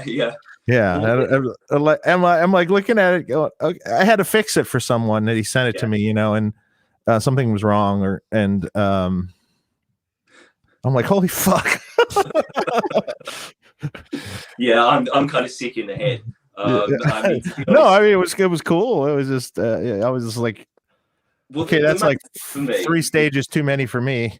Yeah, exactly. If you love compression, it's cool, because the trick with that is I try to go to the limit where it doesn't do that. You know how it is when you've got like a gain circuit that's got too much gain, and it will drive into like blocking distortion. Yeah, you get that like thing that happens where it takes like a second to rise back up. And I basically thought to myself, like, okay, how much gain can I pull out of this thing without it going to that point, you know? And if it does reach that point, how do we get past that point? And that kind of was the challenge with that one. So yeah, you did it. It worked. I mean, it doesn't fart out. Like, no matter how much gain you put in, it's just like you get to a point where how much do I actually need is the question. Yeah. Ben Goddard, thanks for the super chat. Hey Dan, love my 76 Marshall with Killer Cali mod. Any plans for a production model in the future like Friedman has done? I was going to ask about that. Yeah, I don't know. I mean, to be honest, the reason I haven't gone further into that stuff is because I've just been so backed up with mods. You kind of get to a point where you're just trying to get to the top, you know, the water, you're drowning sometimes. So I'm just trying to get through work, and maybe when I'm not so, you know, rammed with work all the time, I'll perhaps look into that side of things. I mean, it's getting to a point anyway where I'm doing so much with these amps anyway, that it probably makes sense to just go the route of actually building them from scratch. Because if you think how much like I'm actually pulling out of these things and rebuilding and all the other stuff, there's so much drilling that I'm doing on these things. It's sickening. I mean, I counted one amp. I think I drilled 40 holes in an amp or something, including screw holes and mounting holes and things like, you know, for tube sockets. But, you know, if you're adding like 3 extra tubes, other channels, tube buffered loops, yeah, you get to a point where you start thinking to yourself, yeah, I probably need to put this into a production model rather than just keep doing the mod thing. But the thing is, though, it seems to me that the mod thing can sometimes be attractive to people who don't want a brand new amp. Yeah. And I've found that there's loads of guys who are willing to spend more on a mod than they will spend on a brand new amp. Mm-hmm. And I don't know why. I don't know what the deal is. Maybe it's a nostalgic thing, because a lot of the guys who come to me, their heroes played modded Marshalls. They love the idea of having like a beaten up old Marshall JMP or a Plexi or 800 and just having this thing hot rodded to hell. So there's a market for it, and I've just kind of been riding that wave. That's simply all there is to it. I've just been riding that wave. It seems to be growing. It seems to be growing. I mean, when you have videos like Pete Thorne doing, these Jose videos, and people are really, I think, really into it these days, and want to have their amps modded. They're even buying these smaller Marshalls just to have modded. Yeah, that's what I've found.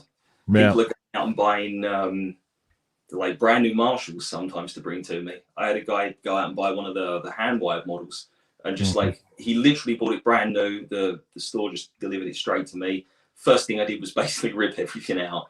And just like, you get to that point where you're just thinking, I really need to just, build these from scratch rather than just like tearing apart brand new amps. But if people are up for doing it, then I'm happy to do it. I'm not going to sit there and complain. I'm very grateful that people are sending in their amps to me. Yeah. Do you have another guest, Dave? No. Oh, okay. Toshi MMM Fight, thanks for the super chat again. I have a question for Dave. I've seen this too. Sierra Tone, if I'm saying that right, is selling copies of the BE amp. Are the copyright issues okay? Well, the circuits you can't really copyright. So, it is what it is. I mean, it's not the exact same amp. It's not the same transformers. It's not, all the stuff you're getting. You're also not getting the warranty and anything else with it. If they use my name, then there's a problem. But if they say BE, no, that's not copyrighted. Friedman's copyrighted. I've seen that Maya Noskov guy, the guy from no, isn't it Russia? Not Yugoslavia, is it? I don't know where. Maybe he's from Russia, but I modified one of his Soldano preamp copies. Did you? It was actually quite well done, to be honest. Yeah. See, I've heard the work is actually good, but I heard it doesn't sound like how he got around. It's interesting. He redesigned how the switching was done from an original Soldano preamp, but it was all correctly done. He just used minimal amounts of tubes to do it, where Mike used more tubes to do the same thing. Who is this guy? What is called it? Noskov, or that's his last name, I think. Oh, yeah. He makes the single rack space preamps or double rack space preamps and stuff out of Russia, I think. Yeah, he does like a 5150, an SLO. I think he does a BE. Yeah. I think I saw one of his. I know someone who's got the JCM 800 preamp that he makes. Yeah, I mean, I wish there's something you could do, but there's not really anything you can do. So, but you're still buying a clone. Yeah, it doesn't have your it doesn't have your quality control and everything to back it. So why the real thing? I mean, that's Sweetwater Tone also makes the Cameron circuits and the Jose circuits and the Levi circuits and everything else. Yeah. Back in the day, I was attracted to it because the price was better. Because it's a guy out in another country who who's charging lower pricing. But at the end of the day, I was like, I don't really want to do it. Right. Aro, thanks for the super chat. Hey guys, any experience with Hammond output transformers, and what brand do you trust and suggest? Hammond makes Marshall clone transformers that sound pretty good, actually. A long time ago when I first started the company, I used to use their transformers. But then since later moved to custom transformers from Habor. So I mean, for me, output transformers, well, there's not many companies left doing it, first off, here in the US. So there's Haybor transformers, which pretty much everyone uses. There's Mercury transformers. There used to be Classic Tone magnetic components, but they went out of business during this last year. Yeah. So, and a couple other small companies, but those are the contenders that almost make everyone's transformers. I'm not the biggest fan of Mercury magnetic transformers, although they have some that sound fine, sound good. But I don't think they quite sound like the older transformers. So, Haybor for me. Yeah, I like the Hammond too. Like I've literally just put a Hammond in a JCM 800 or J&P that I'm working on at the moment. I think it's their 1650. I think they call it, or something like that. Yeah, it's good. It's a good transformer. I've done 2 or 3 of those installs over the years. The trick to it is just make sure you put the little reinforcement brackets on them if you put them in Marshalls, because they get dropped. You end up with one that goes over or something. But other than that, they're solid. The Mercuries are cool, but I think you have to kind of approach the design a little bit different with them. I found that I had to add some extra capacitance, like on the phase inverter and stuff like that, things to smooth out the top end, because I found them to be not brighter, I would say gritty. Yeah, they're darker almost, and they're darker, and they're darker, and they're kind of gritty. There's like a grit to them, which is really cool if that's what you're going for. It can be a little bit more pissed off sounding, but it's not necessarily like classic Marshall output transformer tone. Right, right. Interesting. We've got a super chat from Mod Squad Music. What's up, Dan? It's Ralph. Proud of you, buddy. Cheers from New York. Hey, Ralphie. Awesome. That's cool. Ralph's cool. I think I've known Ralph online for 20 years. We've never actually met, but we've known each other through online forums and everything for so long. Yeah. That's cool. Modern Vintage, another super chat. Thank you. Dave, what differences do you notice in feel and tone with your original SLO versus a bad SLO? Well, when they redid the SLO, we were comparing to an old one that was Mike Soldano's.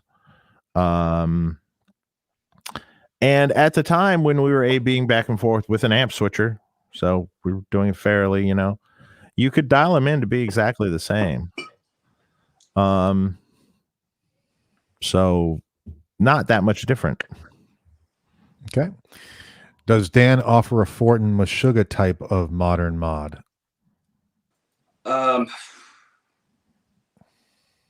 It depends. Are we talking Meshuggah tone? Is that what he's asking for? If so, I mean, you could do that for sure with a Killer Cali. It will definitely do that. I mean, I've got a few customers who play totally gent type, really, really aggressive 8-string stuff, and they're using Killer Calis. I mean, with the push pull bright switches and stuff on the gain pots, you can make the tone get that really quacky attack. So the kind of thing you wouldn't necessarily use in standard tuning because it'd be kind of obnoxious sounding, but you put it on an 8-string guitar, it's just heaven. Everything just kind of holds together really good. So yeah, I mean, if you're looking for that type of sound, yeah, go with the Killer Cali. Okay, cool.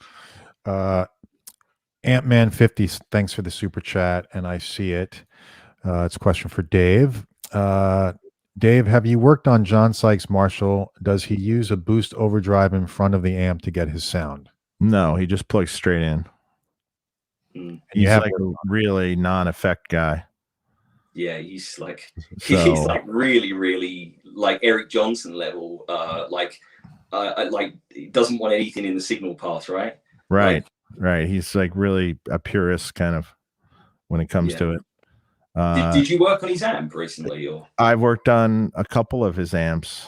I also tweaked an old Marshall to be like the stock Van Halen spec Variac kind of thing too, which he's had a lot of fun with recently. Awesome.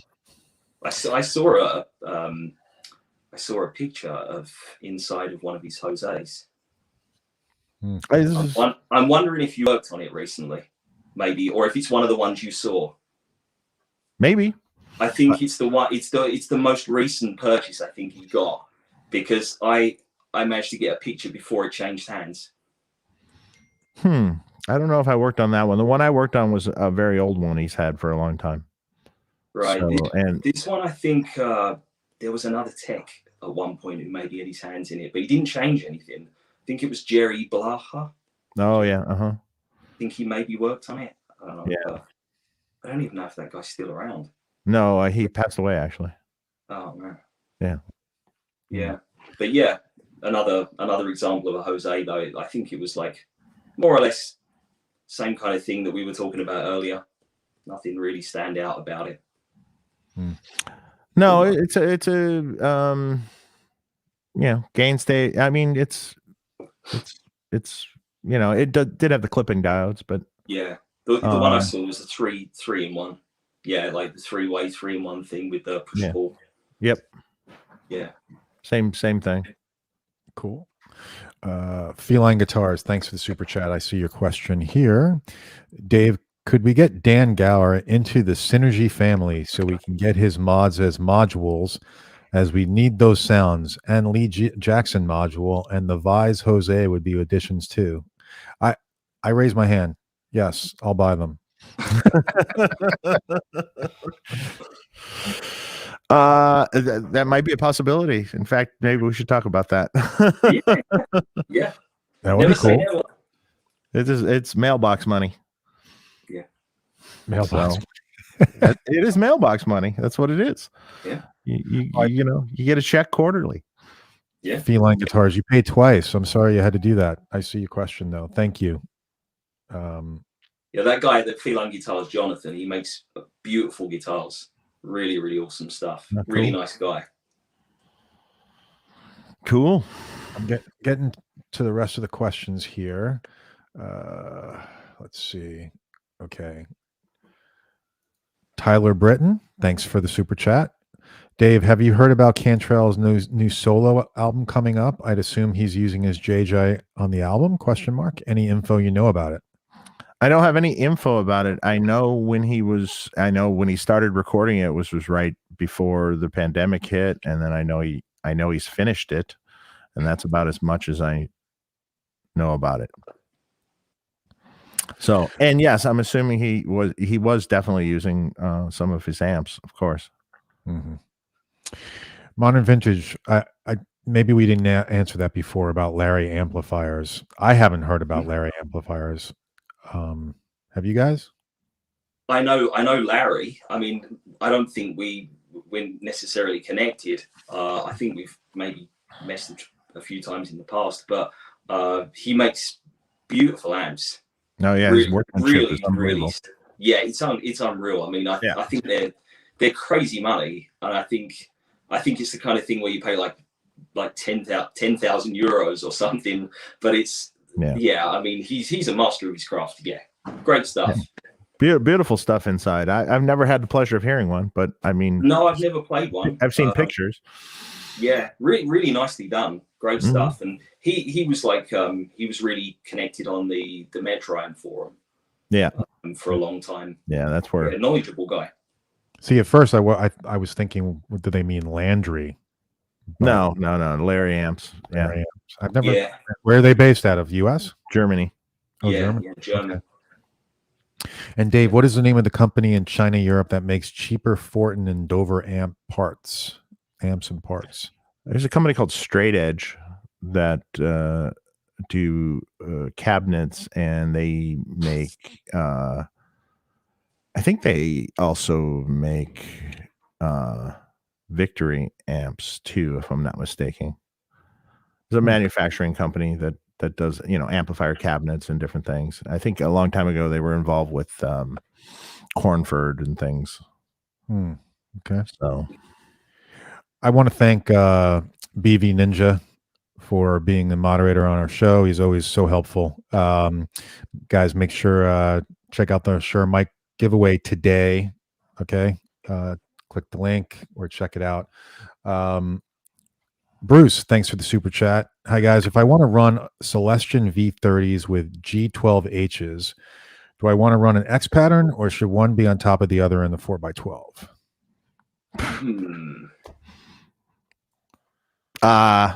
Could go either way.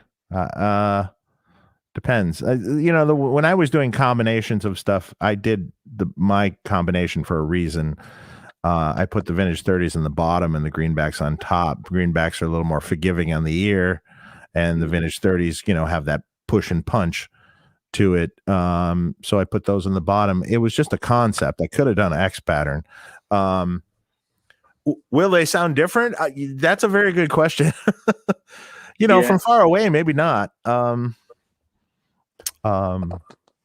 You might hear one speaker much more than the other, regardless of the wattage.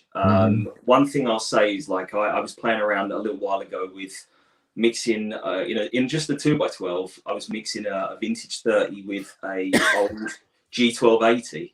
And the G1280 on paper should have been louder. It isn't, because it doesn't have the mid push of the V30, so it doesn't cut through to the point where you hear it first. I swapped it with one of those creamback G12H models, the creamback 75, and I tell you what, that thing drowned the V30 out. You couldn't hear the V30 anymore. It was noticeably louder in the room. So I would say maybe just listen to both and see which you like the sound of the most of the two, and then the one that you feel is bringing in the blending sort of attributes to the tone, put that one at the lowest point. Perhaps if you want to do that, you could put that at the bottom and then put the one you like the most at the top. But I mean, there's so many ways to skin a cat. It's really endless. The best thing you can do is try both. Right. I mean, it doesn't cost anything if you've got the soldering iron and the other parts to do it. So definitely experiment. Cool. Toshi MMA fight. Thanks again for the super chat. Dave, thanks for answering my questions. It's late at night in Japan, but I'm going to enjoy until the end. Awesome. Gotta be late. Excellent. He's a warrior. It's gotta be like 4 a.m. there. Yeah, it's gotta be, right? Yeah. And the funny thing is, back a few super chats with L. Scott Music, I was just looking back at that. I don't know if we really answered how many useful mods are possible in an amp. Well, it's endless. Dan's proved that. Yeah. And then, do you tailor it to the amp, the mods to the amp? And the question, and the answer is yes. You generally listen. Once you get the mod up and going, then you're listening to it and you're going, why doesn't that sound right? Every single time. And then, you got to go, okay, let me try this and, tweak it around until you get that particular amp sounding like you want to hear it in your head, Yeah, it's exactly the same here. The amount of time that I spend after the mod tweaking polishing things, yeah, honestly, it's to the point where I have to actually get to a point where I just say to myself, look, you're reaching a point now where we're 99.9% there. Just stop. Because otherwise I will just sit up all night doing it. I'll just the best part is when you sit there and tweak on it forever and then wind up coming back to what you had originally. Yes. And you're just like going, fuck, that was a waste of time. Totally. This is also the big thing though. Like years ago I got into using decade boxes. Yeah. The component switches, because I truly believe that your audio memory is so short that anything that you think that you heard before. In fact, I actually had a customer that sat with me once, and he was adamant that the amp sounded different. I took the amp in the other room and I told him I changed out 2 parts. I didn't change a thing. I brought it back in. He was over the moon, so happy. He was like, it's there, it's back again. The tone's perfect, right? He genuinely, and I told him, I didn't lie to him. I told him straight after, and it didn't cost him anything, but I was just honest. I was like, look, I didn't change anything. And he's like, oh, wow, okay. And it's at that point. So I think when you have switching boxes for different caps, different resistors, you know, like those big, if you buy some of those big like wire wound pots, you can, you know, you can work high voltages with those and sweep around. You know, yeah, it's funny too. That's why whenever I'm A/Bing anything or doing anything, I use amp switchers.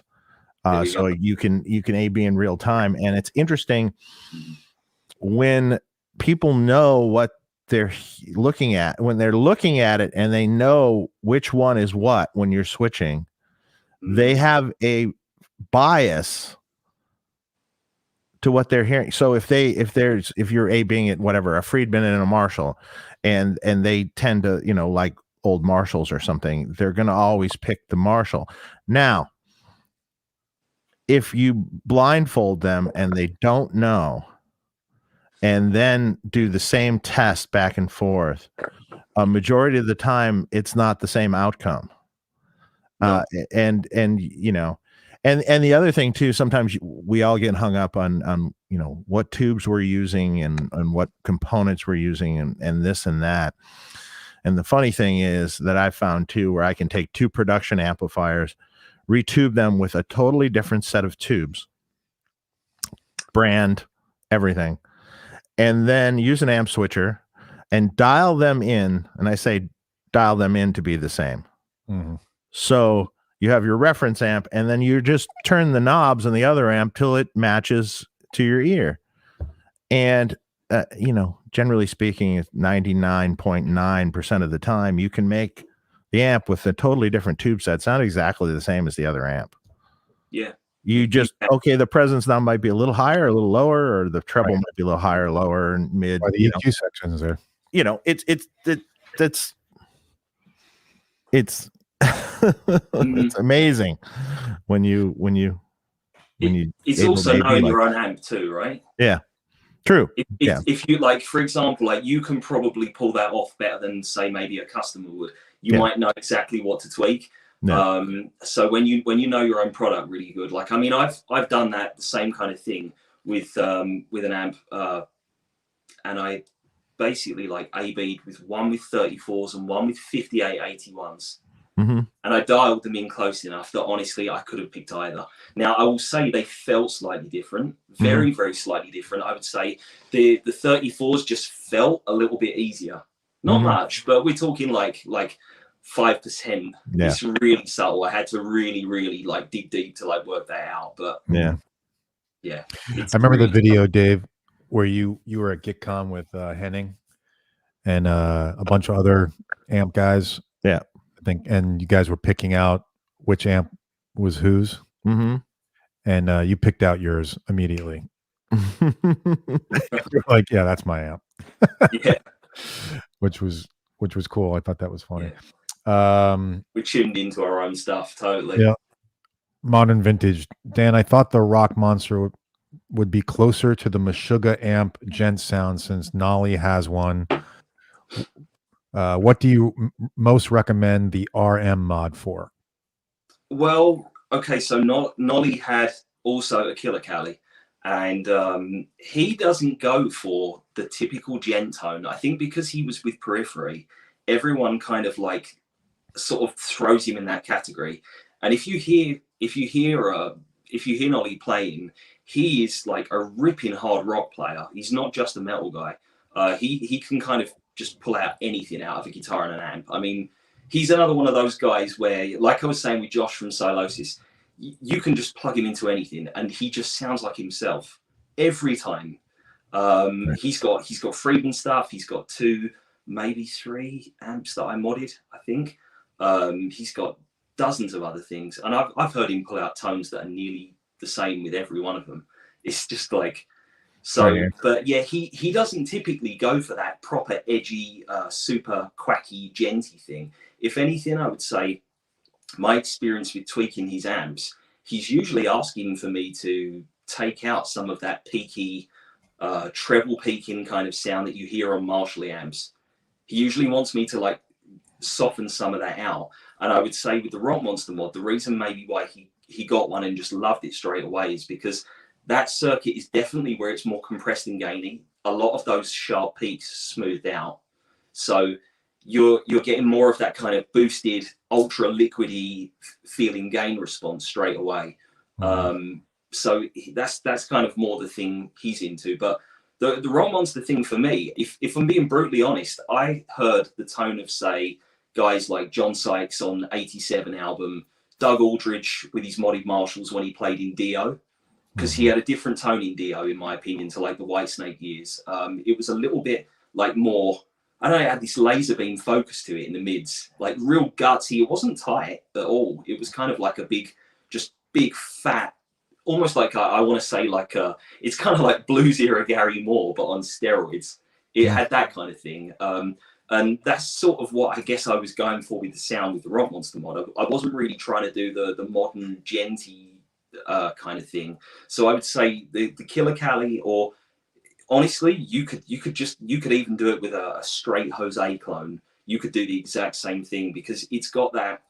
Any of those circuits that have the real shaved off bass response in the front end, the BE100 or B50, any of those amps that have got that Jose kind of front end, you'll absolutely find that is so helpful when you're trying to do the whole detune 7-8 string or whatever, because it just doesn't go to mush. Yeah, exactly. Whereas if you've got a lot of low frequency gain, it's just completely washed out. Yeah. And Modern Vintage again, thank you, Dan. I've heard your KK++ and RM mods are incredibly 3D wide and big. Does vintage versus reissue donor amps make a difference after you change your parts?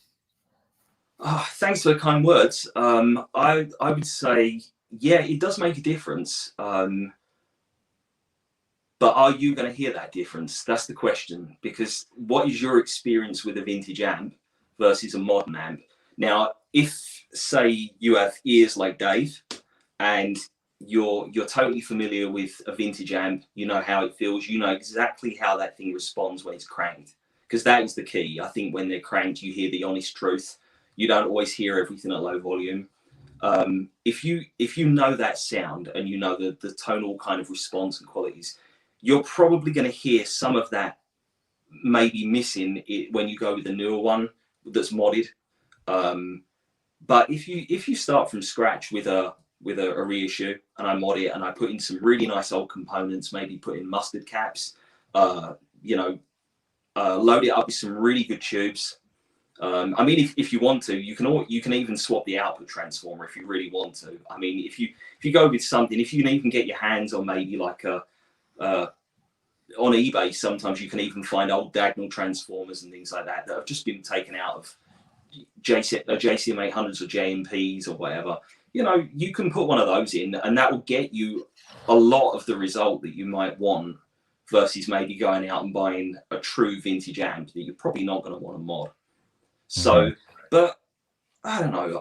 I don't think I'd go through all that hassle. I just appreciate the newer one for what it is, because it's going to sound awesome if it's been tweaked. Like, I'm not going to let it off my bench unless I'm personally happy with it. I'm not into that. So I'll always put in the extra hours just to make sure that for my taste, it's really, really, doing it for me. So I've modded like absolutely, tons of those reissues, and I've never ever had anyone, dissatisfied. They've always been super happy with it. So good tubes, good parts, good mod. Yep. You should be happy with it, I think. All right. Jason Zebra 3. Dave, are you still working on an amp with built-in own hammer IR capabilities? You will see. There might be multiple products. Okay, awesome. Well, I've gone through all the super chats. We're way over 2 hours now. I know, Dave, you got to go to work, right? I got to work. Yeah. I have like 30 amps sitting. Okay. So, we got one more question here. It just popped in. Here we go. Combustion. Hey, Dave, you currently have my BE50 Deluxe, and I had asked for the Razor mod, but is there anything you'd recommend more for detuned 6/7 string hard rock metal playing? If not, feel free to play around with it. I know you've been emailing me, and I plan on getting your thing done shortly. I know it's been here forever. I'm sorry, but I'll make it killer. There you go. That's nice. Okay. All right. So I think we're good. this has been an awesome show. There's another one. Yeah. Oh, there's another one? Another one just popped up? All right. Mr. Anderson, Dave, you want to sell that SLO maybe? Any bias suggestions about the SLO? I think 25 or 27 millivolts is too low. I would at least creep it up to at least 30. That's my thought. Yeah. So Definitely. at least 30 to 35, maybe somewhere in there. Do I want to sell it? Probably for the right amount of money. And anymore, I'm not exactly sure what that is. Combustion says no worries. Thanks, Dave. Michael Nielsen in the house. What's up? Thanks Hey, Michael. All right. So we are working on finalizing our 100th show and guest. We will make that announcement soon. We may take some time off between that and our 100th show. So we will we'll let you know. I know I've got a vacation coming up in early June. But our next guest is Tom Bukovac. And that is, let me make sure, May 21st. So back to a Friday night. So, you know what? Did I say we were 99? Yeah, I think that was wrong. Yeah, this is 98, actually. Yeah. You're Yeah, I right. think Bukovac's 99. Not Bukovac's 99. I fucked up. Okay. All right. So this was 98. I'll edit this out. So I'll edit it so it says 98. But yeah, so 99 is Tom Bukovac, and then 100 we'll let you know. Okay. Cool. And then we got a bunch of other people who are coming down the line. Like I said, working on Dweezil Zappa, Mark Farner from oh God, I'm just totally forgot the band. Grand Funk Railroad. Grand Funk Railroad. There you go. We've got Wayne Kramer, Justin Bryan, and Guillaume from Two Notes are going to be coming on. Mm-hmm. So once we book the 100th show and that's all finalized, then the rest of the shows will come flowing afterwards. So you guys make sure you check out Sweetwater Microphone Month. Shure microphones. Get your microphones there. Subscribe to the show, please. And and Dan, can't thank you enough for coming on the show. It was excellent. Thanks so much for having me on the show, guys. It's been a blast. It's been really cool. Cool. Just hang on while we say goodbye. And everybody have a great weekend. All right. See you. Take care.